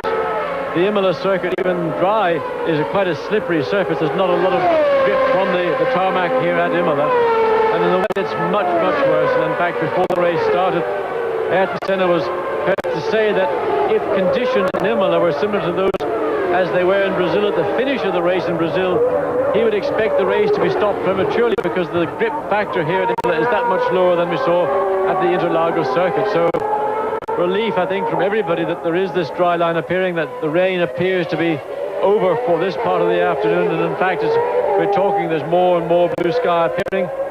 The line is getting longer, it's getting wider. Well, this will of course allow the front runners, such of them as are still running, to use their horsepower advantage, and it's a word we've used very often here at Imola because it is a horsepower circuit. The wet conditions have allowed people like Julian Bailey, Eric van der Poel, the cars perhaps with less horsepower than the front few, to show up very well in the early part of the race. Whether or not that remains so, whether or not they drop back as the track dries out, that's still encouragement for the team and the driver. Yes, it is. It's a great help to Lotus. They've had a very difficult period. They had a very fine performance from Mika Häkkinen in Phoenix. In Brazil, not a lot they could do. Julian Bailey failed to qualify there also through no fault of his own, just the car didn't work. Here at Imola, they got the two cars onto the back row of the grid. And of course, they were both able to take full advantage of those appalling conditions. But in reality, the situation is the team is very under-financed. It doesn't have the engine horsepower they need to put them up at the front, let alone even at the middle of the grid here in Imola. And all one can hope is that performances like Bailey and Häkkinen today might encourage sponsorship to go to the team and enable the team to go out and acquire, let's say, more competitive equipment. Well, let's just also say that Lotus are, as a team, in mourning this weekend because one of their mechanics had an accident a week ago and has subsequently very sadly died. The whole team wearing black armbands as a mark of respect, and one would hope that an achievement during Imola, even though it may be short-lived, is some compensation. Well, here we have Senna now coming up to yet another Brazilian driver. Marino moving over, giving Senna plenty of room to get through. Marino, in fact, was very quick this morning in the on-timed warm-up session. It was only at the end of that session we realised that he was in we knew he was in the spare car, but of course the spare car did not have a nut. Looks like Riccardo Patrese crawling around. Whatever the problems he had earlier in the day have now reached a pitch where that's the end of the day for Patrese. And I'm sure, in fact, he's not that sad having had to sit in the pits for those 5 or so laps while the mechanics sort the problem. To drive in a race, to have to complete race distance, well, either he's being pulled back or he's being pushed back. A disappointment for Patrese, but of course, to have to compete in a Grand Prix so far down with no chance of any success at all isn't the most exciting way to spend a Sunday afternoon. Well, I added Riccardo Patrese to our list of retirements, then he came out and I crossed him off. He's back on it now and he's in exceptionally good company. Senna still the leader. 23 laps out of 61 have been completed. The lap times now into the 1:29s for Senna and Berger, first and second place, and getting very close to respectable race laps. As the fuel load lightens and the track dries out, that will creep down a bit. Yes, the other factor that we haven't really talked about so far is what tyre did all the teams fit once they came in for their dry weather tyres. There was great debate this morning as to which tyre would be the right compound to run. Some people felt they could run the very soft D compound. Others were thinking, well, very marginal. We don't have to make more than one pit stop. But I would imagine that as a result of the race starting in wet, most people have gone on to that soft D compound in the hope that they may make it through without any further pit stops. But of course, after rain, the track surface gets very abrasive. That gives you great grip. It means your tyres wear out very quickly. So we're on the 25th lap at this point. Whether Senna, whether Berger, whether the Pirelli runners can go through on their soft race tyres, well, we're going to have to wait and see a little bit further into this race. Well, we've been watching Eric van der Poel in the Lamborghini with those distinctive side pods being chased by the Lotus, and still obviously in the action. And Senna still the leader as we come towards half distance. Gerhard Berger some 9.8 seconds behind him in second place. So still looking, as it has done all weekend, like a McLaren benefit outing. Yeah, the other thing that's rather amazing is that Senna's lapped fourth place man Marino. Such is the pace of these two McLaren Honda drivers that they only have now got third place man, who is Stefano Modena, remaining unlapped. Well, the two of them circulating in tandem. 10 seconds, not really an enormous gap on a 3-mile circuit, but big enough for Ayrton Senna not to be under pressure. And Gerhard Berger has, for the first time this season, looked as if he might be able to pressure Ayrton Senna in some way. Well, he may be able to do that. Certainly the form that Berger has been showing over this weekend indicates that his confidence, his self-belief, his self-esteem even, which really did take a bit of a bashing last year when he joined Ayrton Senna at McLaren Honda, is beginning to be rebuilt. And certainly the team has tried extremely hard to give him that reassurance, to try and make him comfortable in the car. Remember, he's one of the tallest drivers in Grand Prix racing, and of course that height is a big handicap in today's Formula One car. Ayrton Senna the leader, teammate Gerhard Berger in second place. This is the San Marino Grand Prix. Join us again after the break. A car which has obviously got a problem. It's a very new car, its first appearance, the Brabham, very little testing, and they've had gearbox and all sorts of other problems. But Senna, as again, undoubtedly the top driver of the day. One has to say that now, because you only have to look at his record. Even in comparison with that of Alain Prost, he's now nearly 12 seconds ahead of Gerhard Berger. Well, we've just got a report from the pits that Mansell's problem was indeed gearbox. His gearbox had a habit of selecting neutral all of its own accord. He couldn't get second gear at all, and his exit from the race, though, was caused by being hit up the back as one of the Leighton House's spins, and that's Capelli, who was running up in 5th place. So problems for Capelli. He's thrown away a very good placing for him. Hopefully he'll get going again, but you will not know, and the car's sitting, its tummies on the curb there, and it's beached. So they've got to manhandle it. And so Mansell, in fact, no doubt, well, he was messing around trying to get gears, was hit up. Welcome back to Imola for the San Marino Grand Prix. The track virtually dry now. You've just missed Ivan Capelli taking the exit. Well, we're actually having a look at Capelli. Very pretty indeed, probably 8.5 out of 10 for that. Of course, another one to fail to keep the engine running. The consequence is his car is out of the race and being towed away. Capelli was running in 6th spot. That's elevated everybody else 1 place. Disappointment, another Italian driver for the Italian fans out of the race. That car, as you see, is still sitting beside the racetrack. Mechanics, marshals, trying to get the tow rope, which they attach through the rollover hoop, get it attached and push the car out of danger. Eric Comas for another pit stop. That's Comas' second pit stop now. Ayrton Senna then the leader with Gerhard Berger second and dropping back. He's 13 seconds away.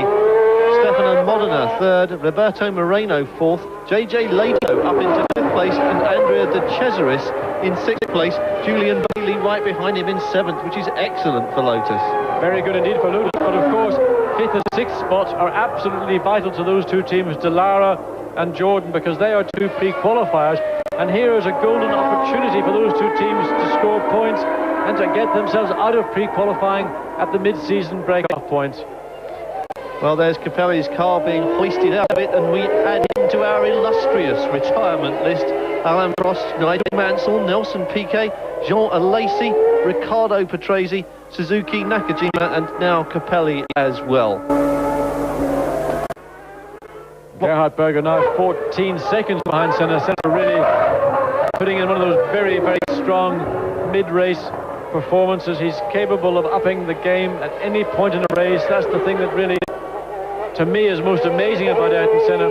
When you think the guy's fully committed, he just goes and blitzes it all over again.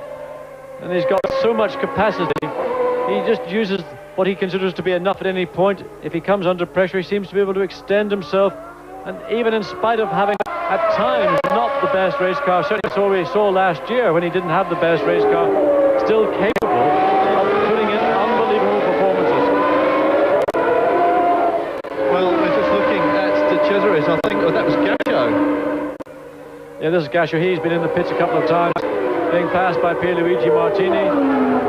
Gasho right down the field. He was one of the early spinners who had to come in, have his nose replaced. He then had to make a second stop, of course, to have a set of dry tyres fitted, so Gasho lost a great deal of time due to that spin. And that spin was basically on the exit of the long Tamburello corner, and he demolished the nose and paid the price for that, let's say, small mistake. Well, the Minardis have been running well here this weekend, and I suppose that will give the Italian tifosi something to cheer about, because they are an Italian team with, of course, a Ferrari engine. Yes, they've got that Ferrari engine, and something they had in qualifying was special, the Ferrari fuel, the Agip fuel, which Ferrari have been using for over a year now. Horrible smelling stuff, but doesn't have to make the old engine perform. And that fuel, of course, isn't available for the race, and to some extent that is a reflection, again, of the performance of the car in the race. So much horsepower is gained by using that qualifying fuel. It artificially elevated the two Minardis of Morbidelli and Pierluigi Martini up the grid much higher than we've seen them this year.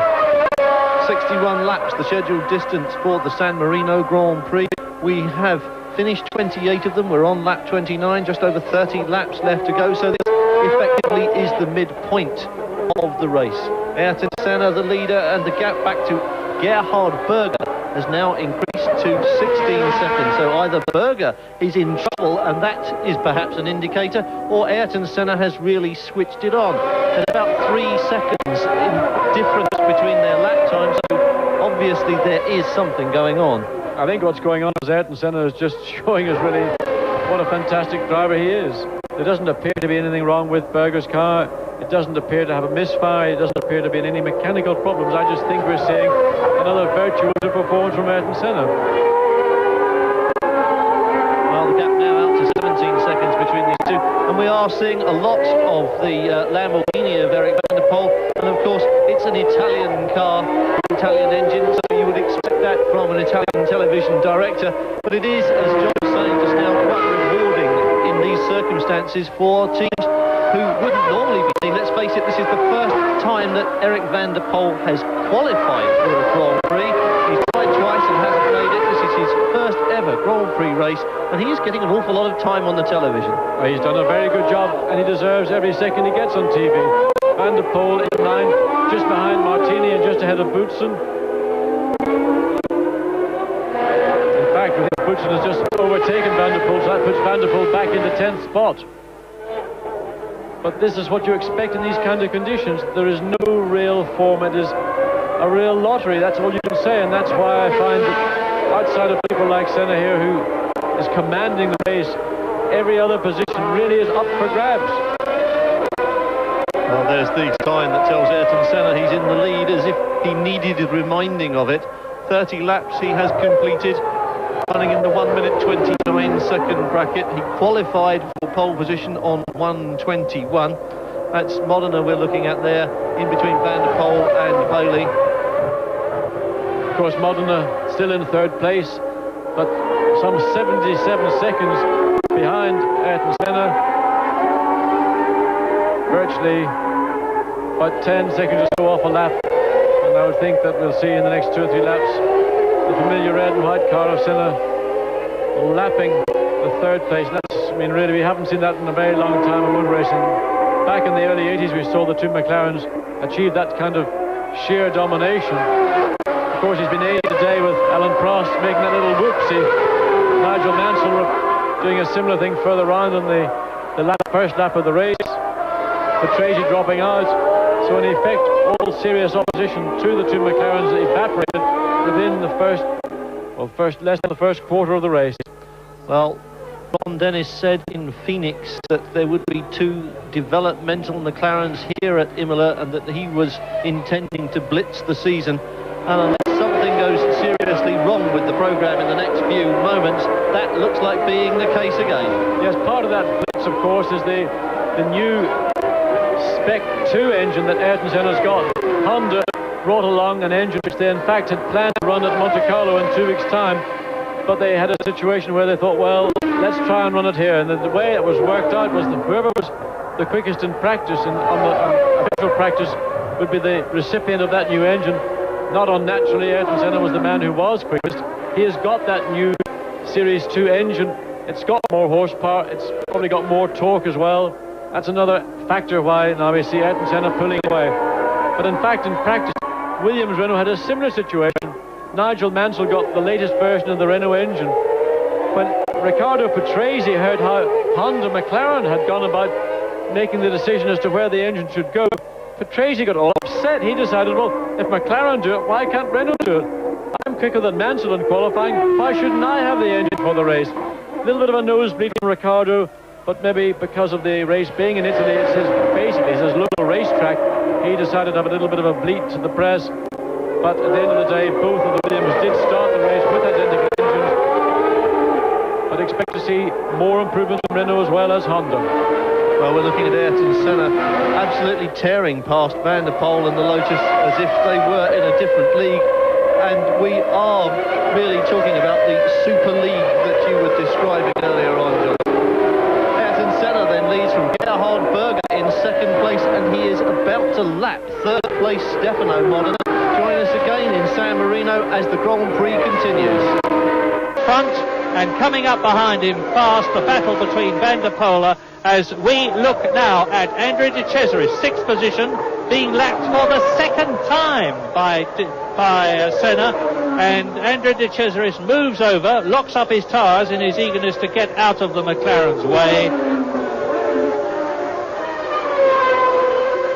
So you can see the car that's got one of the most effective liveries, colour liveries in the race, the Jordan 4, just disappearing over the crest of the hill. Here it is, Andre de Cesaris, 6th place.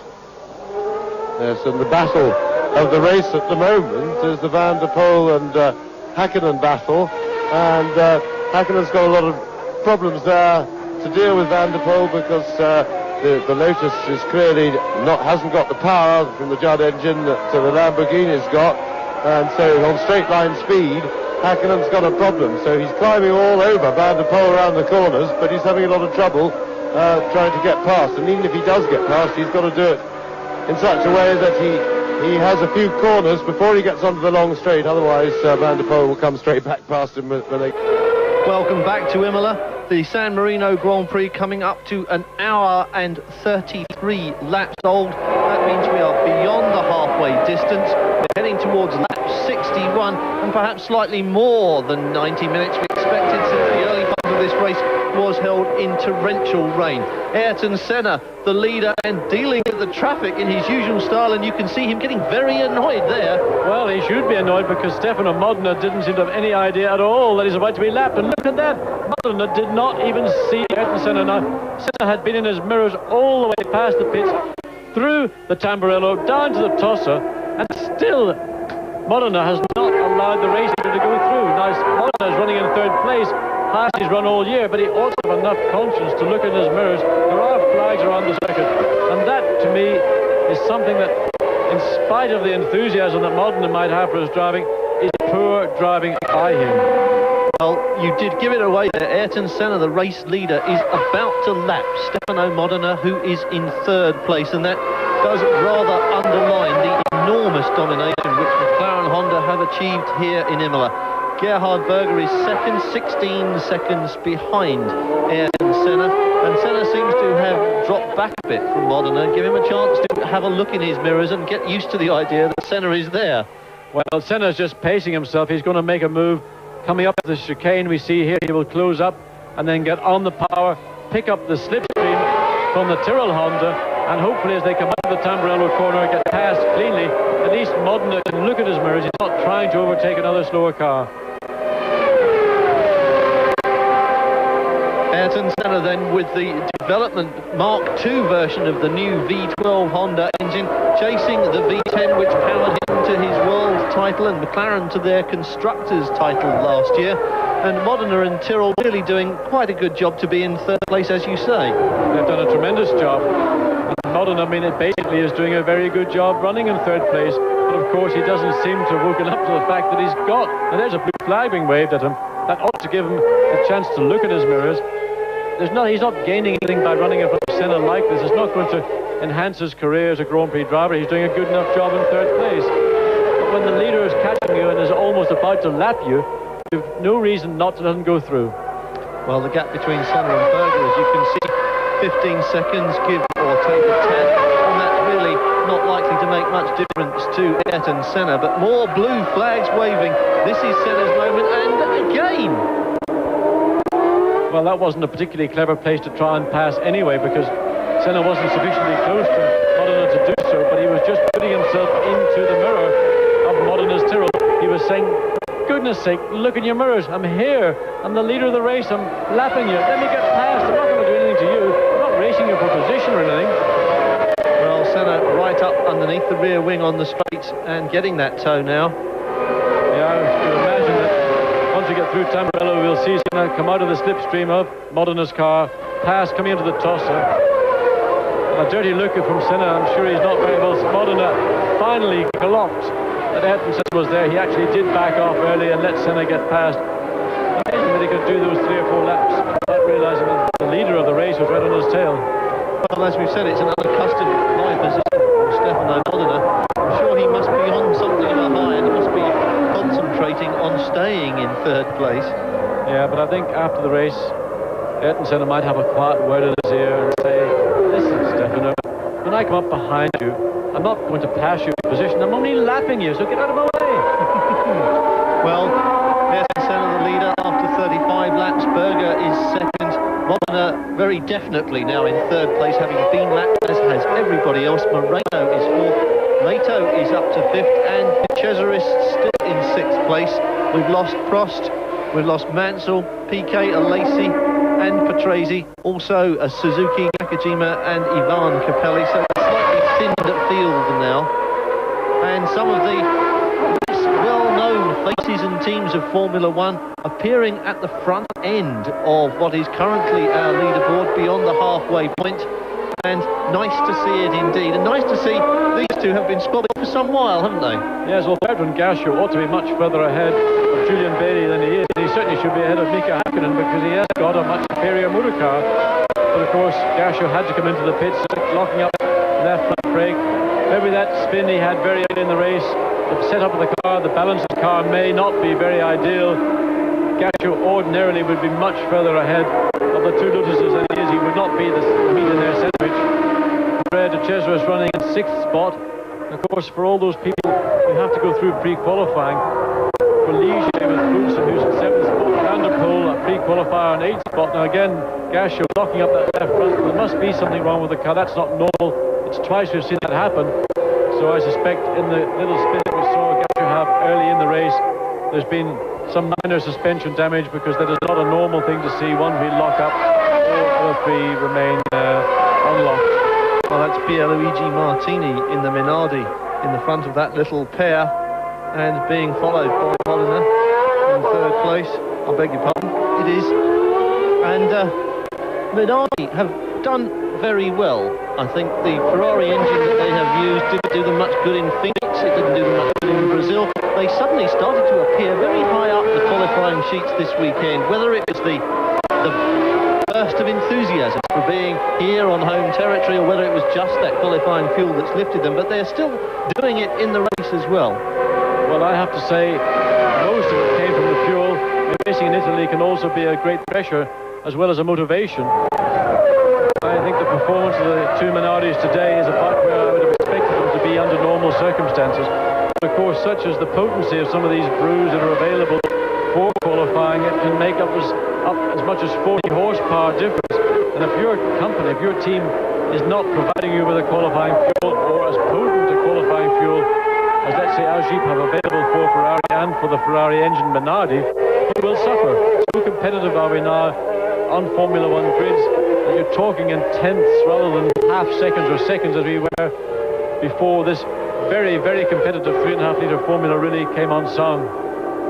Ayrton Senna has completed 37 laps and is now 18 seconds in front of Gerhard Berger. And then there is a massive gap back to Stefano Modena in 3rd place. These 2 McLarens are dominating this race in a way which must be appalling everybody else who is still running. As you say, though, we have no Williams and no Ferraris in there to fill up that gap, which is what we really expect to see. And in fact, as we look out of our commentary booth, we can see lots and lots of the fans are deserting the Imola racetrack. The car they came to see, the 2 Ferraris, of course, out very quickly indeed. Alan Prost was a spinner on that corner there, that downhill right-hand corner, on the final parade lap. The race hadn't even started.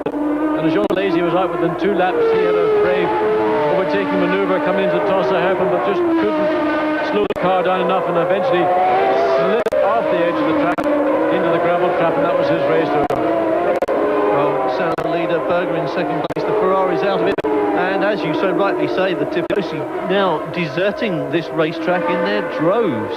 The only advantage of all this, of course, it makes everybody's life here a lot easier when we leave this evening to go to the airport. But really a great shame indeed, because Ferrari are such a vital part of Grand Prix racing, and to lose those 2 cars within the first 2 laps of the race, well, I mean, apart from any disappointment to the fans that come to Imola, to us it's always a disappointment.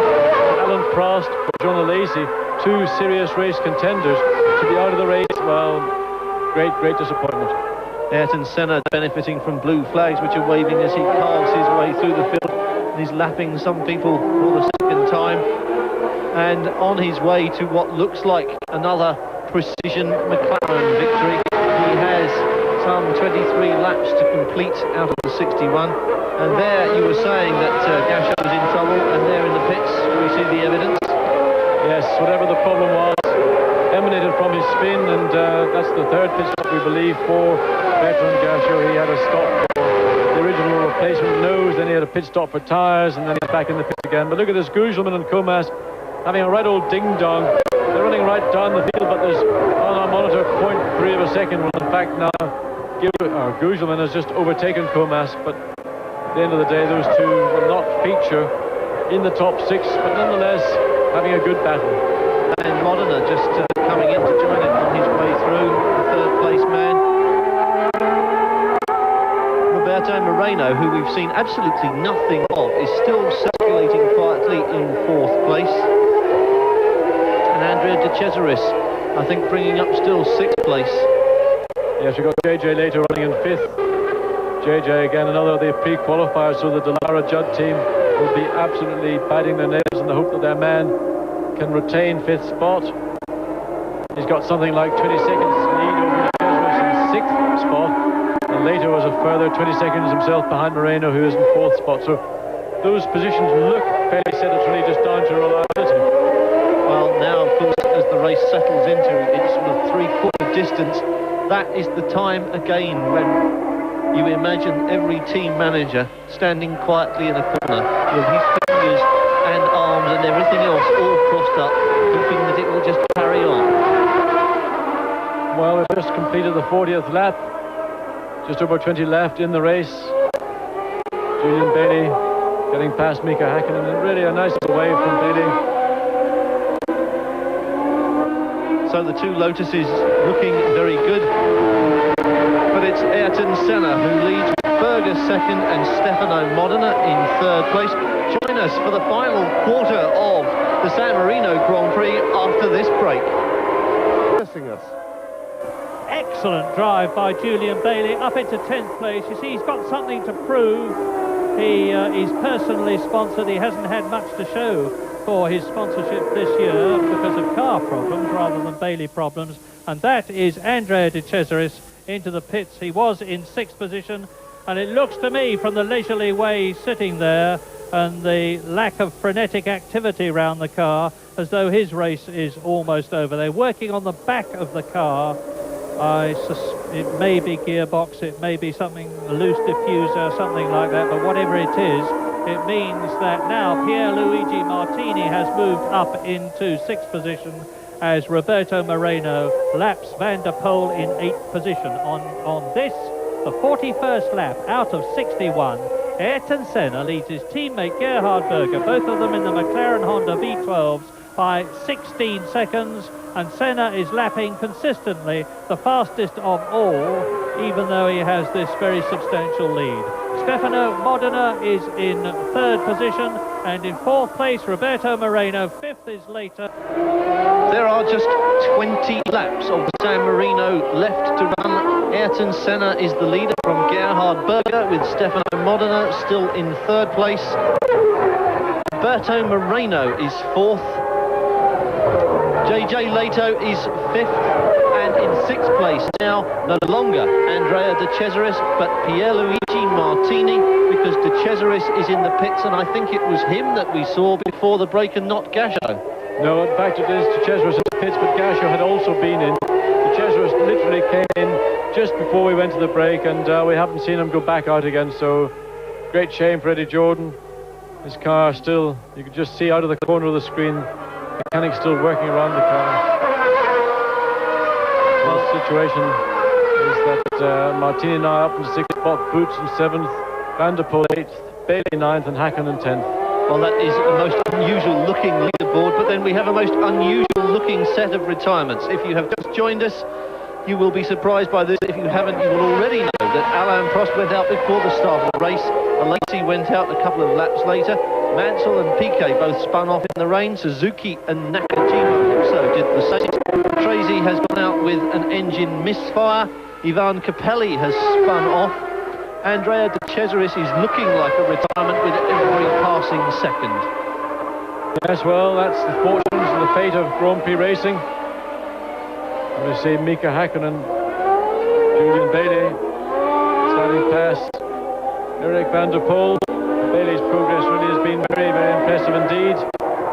Bailey's first drive this year in the Grand Prix, tried twice, Phoenix in Brazil, and because of the electronic gremlins the car had, he didn't make it.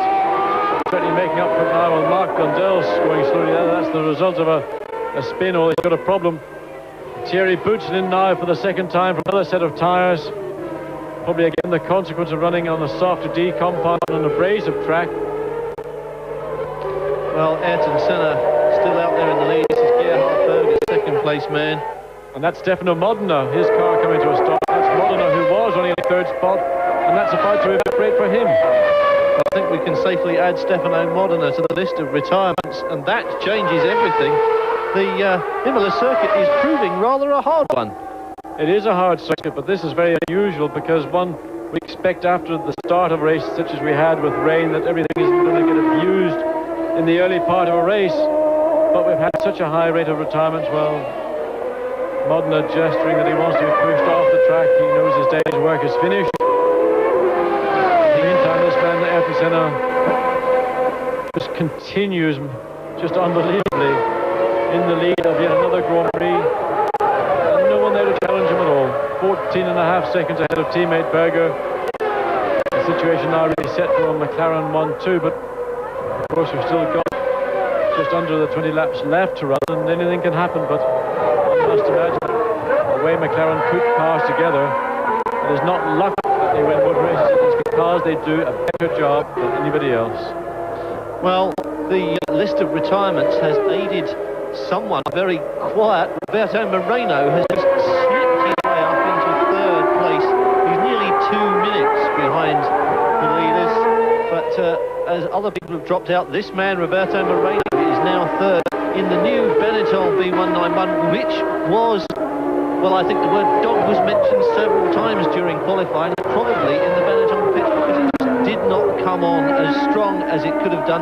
They said that they had fixed most of their problems on Saturday, and it didn't look too bad in the morning warm-up, although they lost an engine.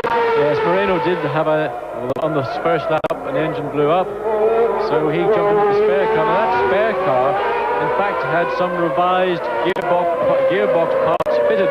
They had arrived down on Saturday afternoon, they were fitted, and the benefit of that was that the gear change was a lot more precise than the gear change in his original race car or that in Piquet's car. Now Piquet hasn't or didn't feature very well in the race. Marino may well still be in that spare car, and he's got on with the program. He's now running in 3rd spot, and if he can stay there at the end of the day, I think Benetton will go away thinking, well, we got a result after all. Well, it certainly looked very unpromising at the start of this Grand Prix, and let's face it, any new car has teething problems. Some have worse teething problems than others and have gone away without qualifying. So this John Barnard design actually coming good on its first outing, which I think is something of a surprise. Well, fundamentally, John Barnard makes very good motor cars, because this one didn't just literally leap out of the box, put itself on pole position and shatter the opposition.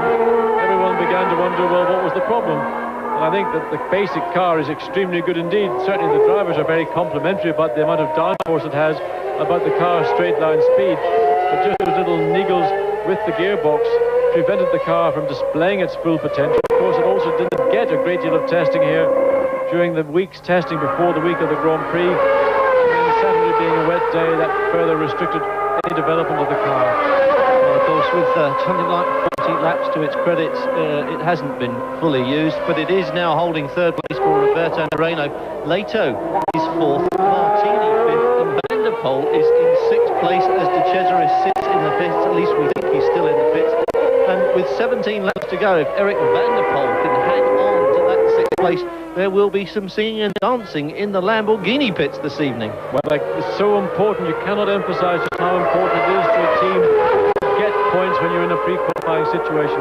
First of all, it gets you out of pre-qualifying, but also it opens up access to all the benefits of being a FOCA member, being a constructor. So Van der Poel can keep the momentum up. He's just been lapped by JJ Leto, who is in fourth spot this time. He's another pre-qualifier, so those two teams really relishing the situation in which they find themselves. Ordinarily, one would have not expected them to be in the top six, but that was all due to the rain. Well, Senna on lap 46, 13 seconds ahead of Gerhard Berger. Moreno in third place, 2 minutes behind. Leto, Martini, Van der Poel. Then the two Lotuses, Hupkinen and Bailey, and that's encouraging for them. Thierry Boutsen, Mark Blundell, Maurizio Gugelmin and Eric Comas. Very, very different without the Williams and the Ferrari to pad that gap at the front end. It's a very lonely Ayrton Senna and Gerhard Berger who are leading this race. Well, for them it's now purely a formality. All they have to do is reel off those laps. I mean, for Ayrton Senna, we anticipated a hat-trick. We thought that Riccardo Patrese was the potential spoiler for Ayrton Senna of that hat-trick. Patrase's luck deserted him with a misfire and a gearbox problem. But there we see McLaren's yet again 1-2, and there's nothing to... You talk to Ron Dennis, sometimes you get a rather cold response to what appears to be a fairly reasonable question, and as far as he's concerned, his philosophy in motor racing is that there is no such thing as luck. Luck is something that is down to you. It is down to how the team is run. It is down to the motivation within that team. It is not luck. It is just sheer good management, hard work, and of course having people like Ayrton Senna and Gerhard Berger driving for you is no unsure thing either. Well, an awful lot of people put their faith in their future sometimes in Ayrton Senna and rely on his ability to produce results for them, and he seems to be able to do that with relentless efficiency. Ayrton Senna, we've watched his car control on this circuit in different circumstances over the course of this weekend. He has dragged that around once by the scruff of his neck in appalling conditions, and on other occasions seems to float it about an inch of to go wherever he wants it to go. I think that's one of those performances today. Remember, he didn't get the start, he didn't get the lead at the start. Patrese got that lead, but after 5 or 6 laps, Senna started to eat into Patrese's lead. Patrese, of course, did have the beginnings of a few problems, but there we have the man, Ayrton Senna, comfortably in the lead, 15 seconds over teammate Gerhard Berger. Neither driver under pressure, third place man. Roberto Marino already a lap down on these two. And I would think the signals from the pits are, well, just remain as you are. Well, we have 47 laps completed. The leader is on lap 48. There are 61 laps on the programme, so we are coming towards the end of this race. And I should think there must be an awful lot of people now on the track and in the pits who have their fingers crossed and are just hoping that nothing changes between now and that checkered flag, because some people are going to get a better result than they dared to hope for when they arrived here in the beginning of this week. Well, here we're looking at one of those people, Julian Bailey and teammate Mika Hakkinen. Lotus, I'm sure, never dreamt they would be on the verge of picking up points there. Hakkinen and Bailey are running 7th and 8th. They just need one of those top 6 cars to stop before the end of the race, and that will give us the chance of getting 1 point. And really, when you consider the difficulties the team was in throughout the winter, and the fact that they're running on a shoestring budget, that would be really, I think, a very fair reward for that team if they could be in a position to pick up 1 point. Of course, that means somebody's going to drop out of the top 6. Well, the top 6 at the moment looking fairly static.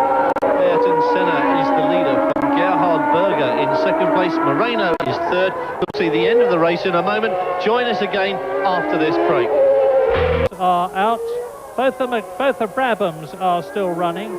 Neither of the footwork Porsche cars started because Michele Alboreto, who had hurt himself here at Imola, just wasn't able to qualify any more than his teammate Alex Caffey was. Both the Lotus cars are still running, and only one of the Leighton House cars is still running in the race, that of Mauricio Gugelmin, who is in 11th place.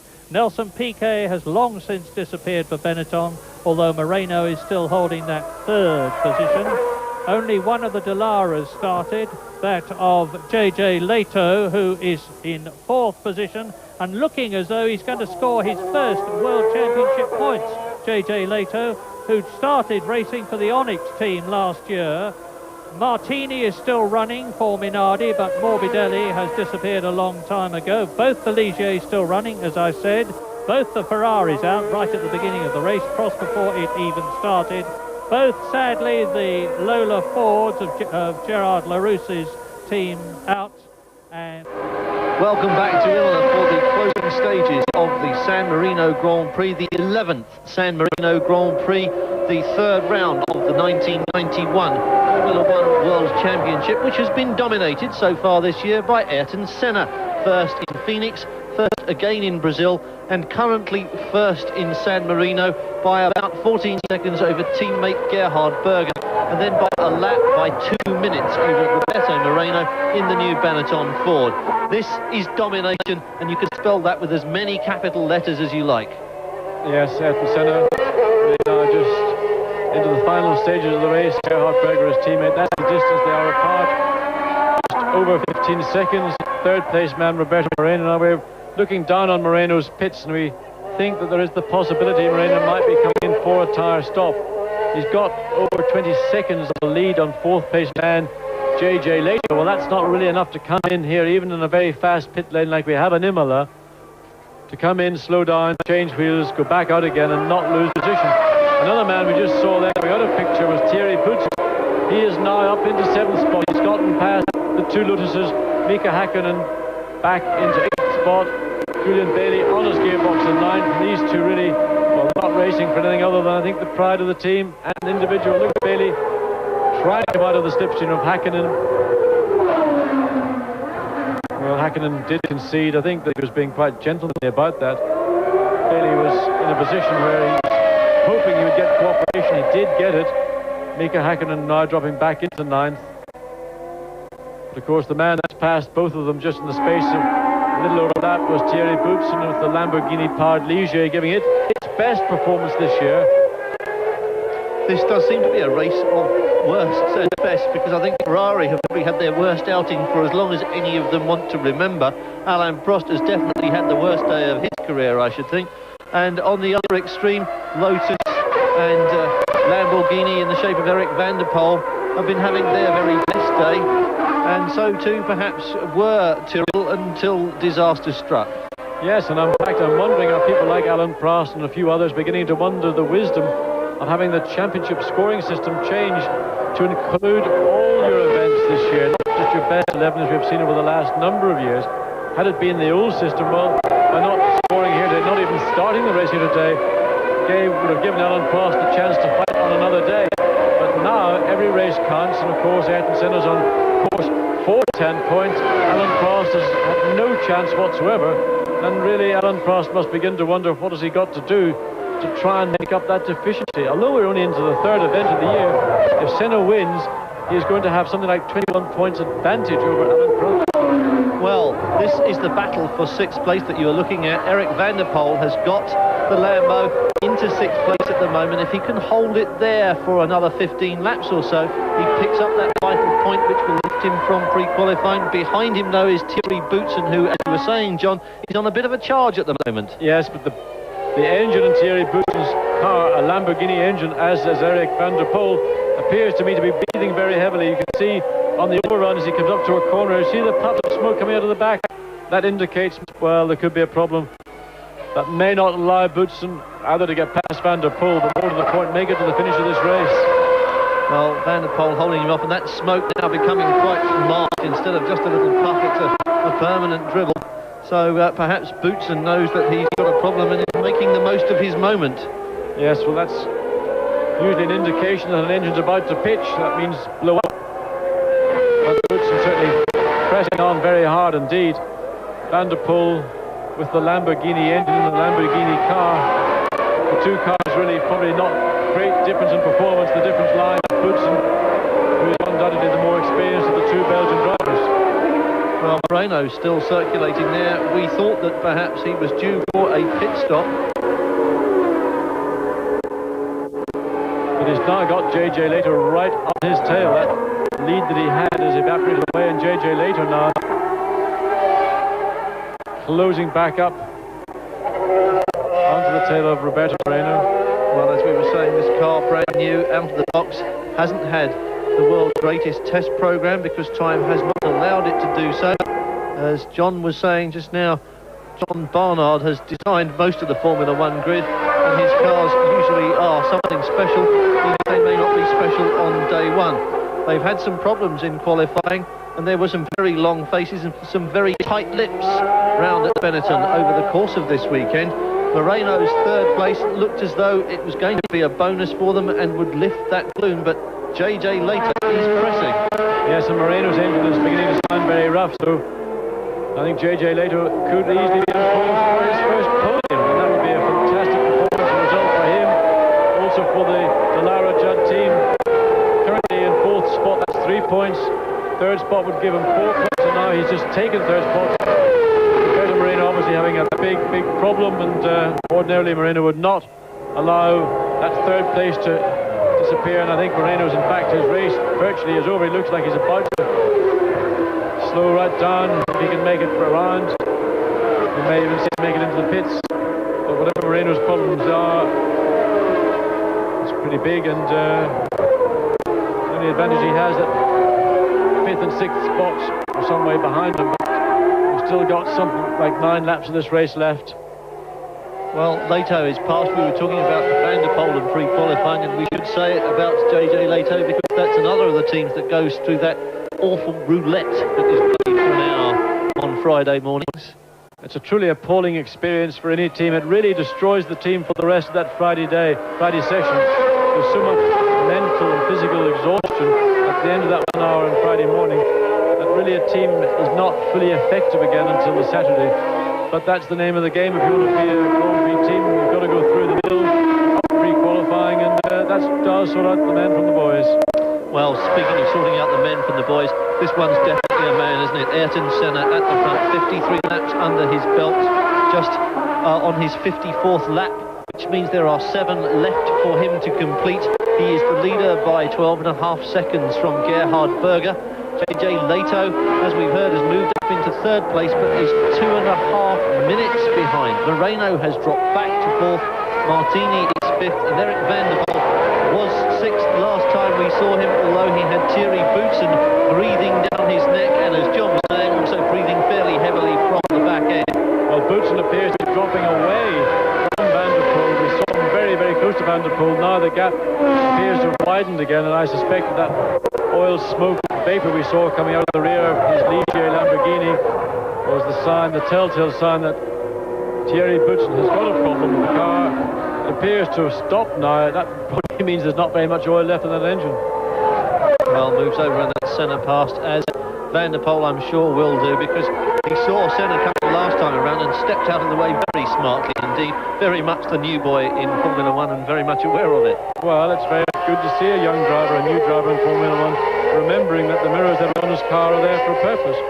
We saw a poor example of that from Stefano Modena, who went for almost 2 laps, keeping race leader Ayrton Senna behind him. Now, a driver of his experience ought to know better than that, but Van der Poel, the young guy, in a relatively uncompetitive car, in a very new team, doing an extremely good job. Well, we've been happy to see Julian Bailey and Mika Hakkinen just fringing on the points there.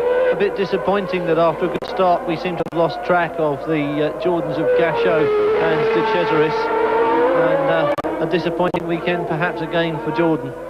Yes, it was a very disappointing weekend, and especially on a day like today, because these races, a wet race and then turning dry, they are a lottery, and when you get gift horse like Alan Prost falling off, Patrese going out, Alesi going out, Mansell going out, all very early. You've got to be in a position, you've got to take advantage of those situations. Now, obviously a team doesn't intend to have a mechanical unreliability problem, but there you go, you've got to be, as you see here, JJ Leto and his Dallara Judd, they've been able to take full advantage. He's now in third spot, and if he can maintain that until the end, that will guarantee, I can assure you now, that will guarantee Dallara coming out of pre-qualifying at the switchover in the middle of the season. Well, Ayrton Senna is the leader. Gerhard Berger is catching him at 2 seconds a lap. Join us again after the break for the end of the San Marino Grand Prix. 0.531, that must be threatening the lap record, and that is a new lap record. So, he's being allowed to have a bit of fun. Let's see if in the remaining laps, we've got a few more of them, whether Senna will be allowed to have a go at it. Well, let's stir up a bit of controversy by hypothesising that Senna... You remember what happened in Phoenix, when, unbeknown to us, Ayrton Senna had gearbox trouble, and Riccardo Patrese was reeling him in and only just failed to win because in Brazil, because he too had gearbox trouble. I'm talking about the second race of the year. I wonder, we'll watch this gap very carefully indeed. It was 9 seconds on lap 55, 9.7 to be exact. And if it's a lot less than that, the next time they go through, it may be that Ayrton Senna has got a problem. Well, here is Gerhard Berger going through anyway. 9.7 seconds was the gap. And just to prove me totally wrong, it's now 11.2 seconds because Senna has gone round 1.5 seconds faster than his teammate. No problem for Ayrton then. Lap 57, out of... Welcome back to Imola. The leaders of the San Marino Grand Prix, Ayrton Senna in front, are on lap 57 out of 61. This race is nearly over. Senna's lead over Gerhard Berger is shrinking rapidly, or it was shrinking rapidly, but Senna appears to have responded somewhat.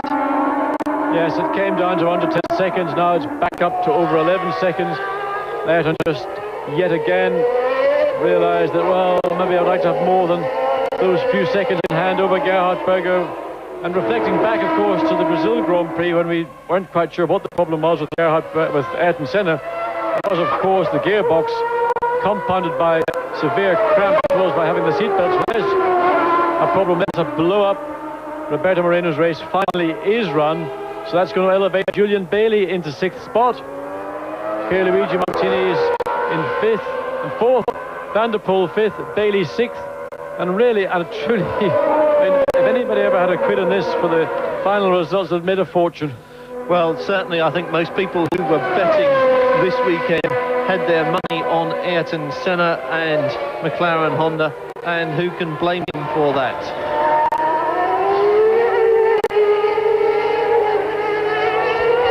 Well, Van der Poel now creeping up into 5th place, and as JJ Leto is helping Dallara get out of pre-qualifying, so Van der Poel's finish, if he can hold on, picks up 2 points and will help the Lamborghini team out of that pre-qualifying drama. Another team also that's going to benefit is the Minardi Ferrari team here, Pierluigi Martini. They were one of the teams that were facing falling into pre-qualifying. Again, with Martini now in 4th spot. 3 points are going to help their effort. So really, this race has been absolutely crucial to so many people. Those that are having to pre-qualify, and those that were on the bubble that might fall into the pre-qualifying trap.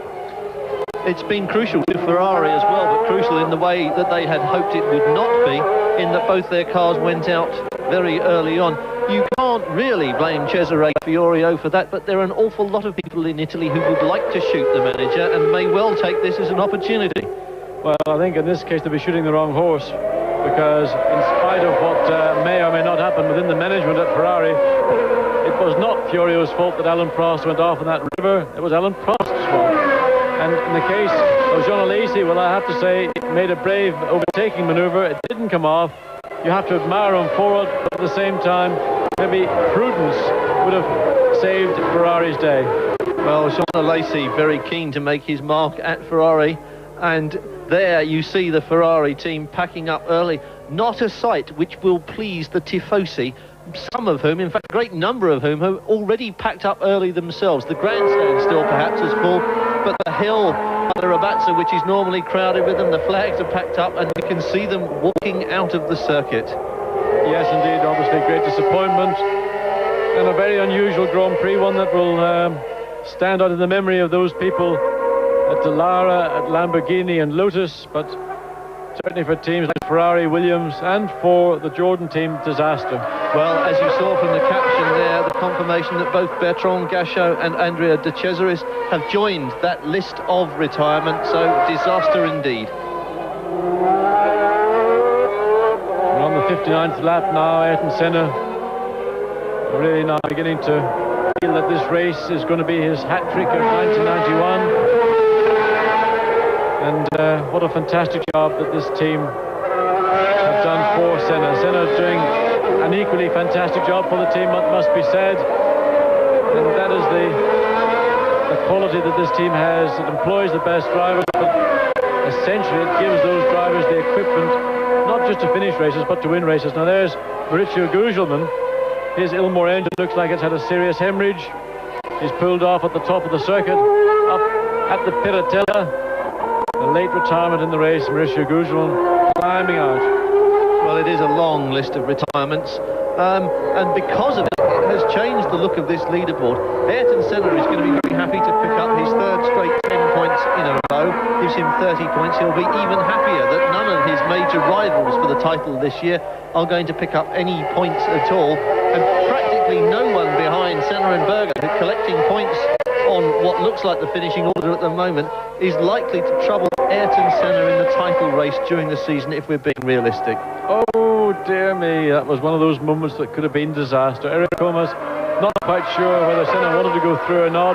He couldn't decide whether to go through. Senna decided, well, I'm going to go through anyway. But look, Gerhard Berger suddenly right in the frame. Just, well, it was 5 seconds on our monitor, but that's about 3 seconds on the road as they come up to the end of the 60th lap.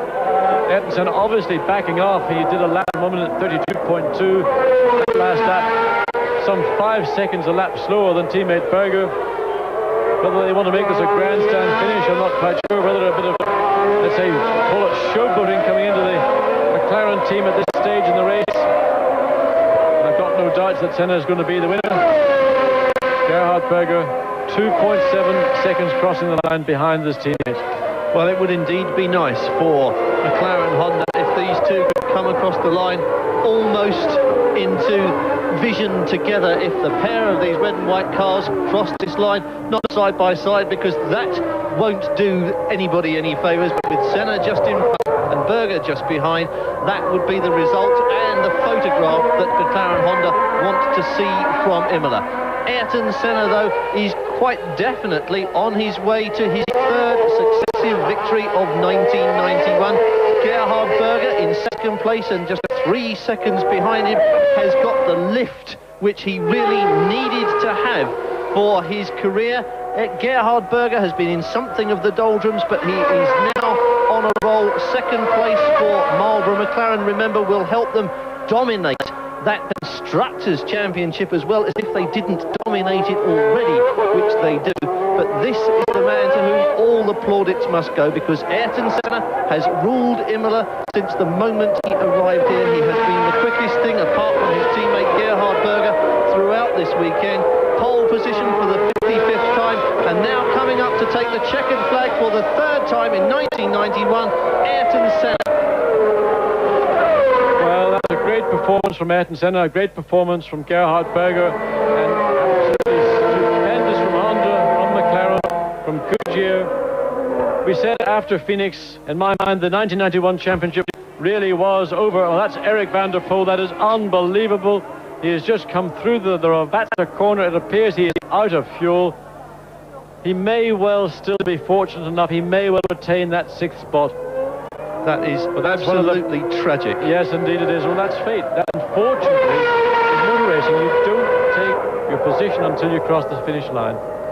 Well, Senna the winner, and they did indeed achieve that perfect photo finish of the two McLaren Hondas. Senna first, Berger second, and that may well put Julian Bailey back up into the points, because Hakkinen had passed Bailey, and that may well put both Lotuses into the points. Yes, it does. It looks like the Lotuses have picked up 5th and 6th places. What awful luck luck for Eric van der Poel and the Lamborghini team.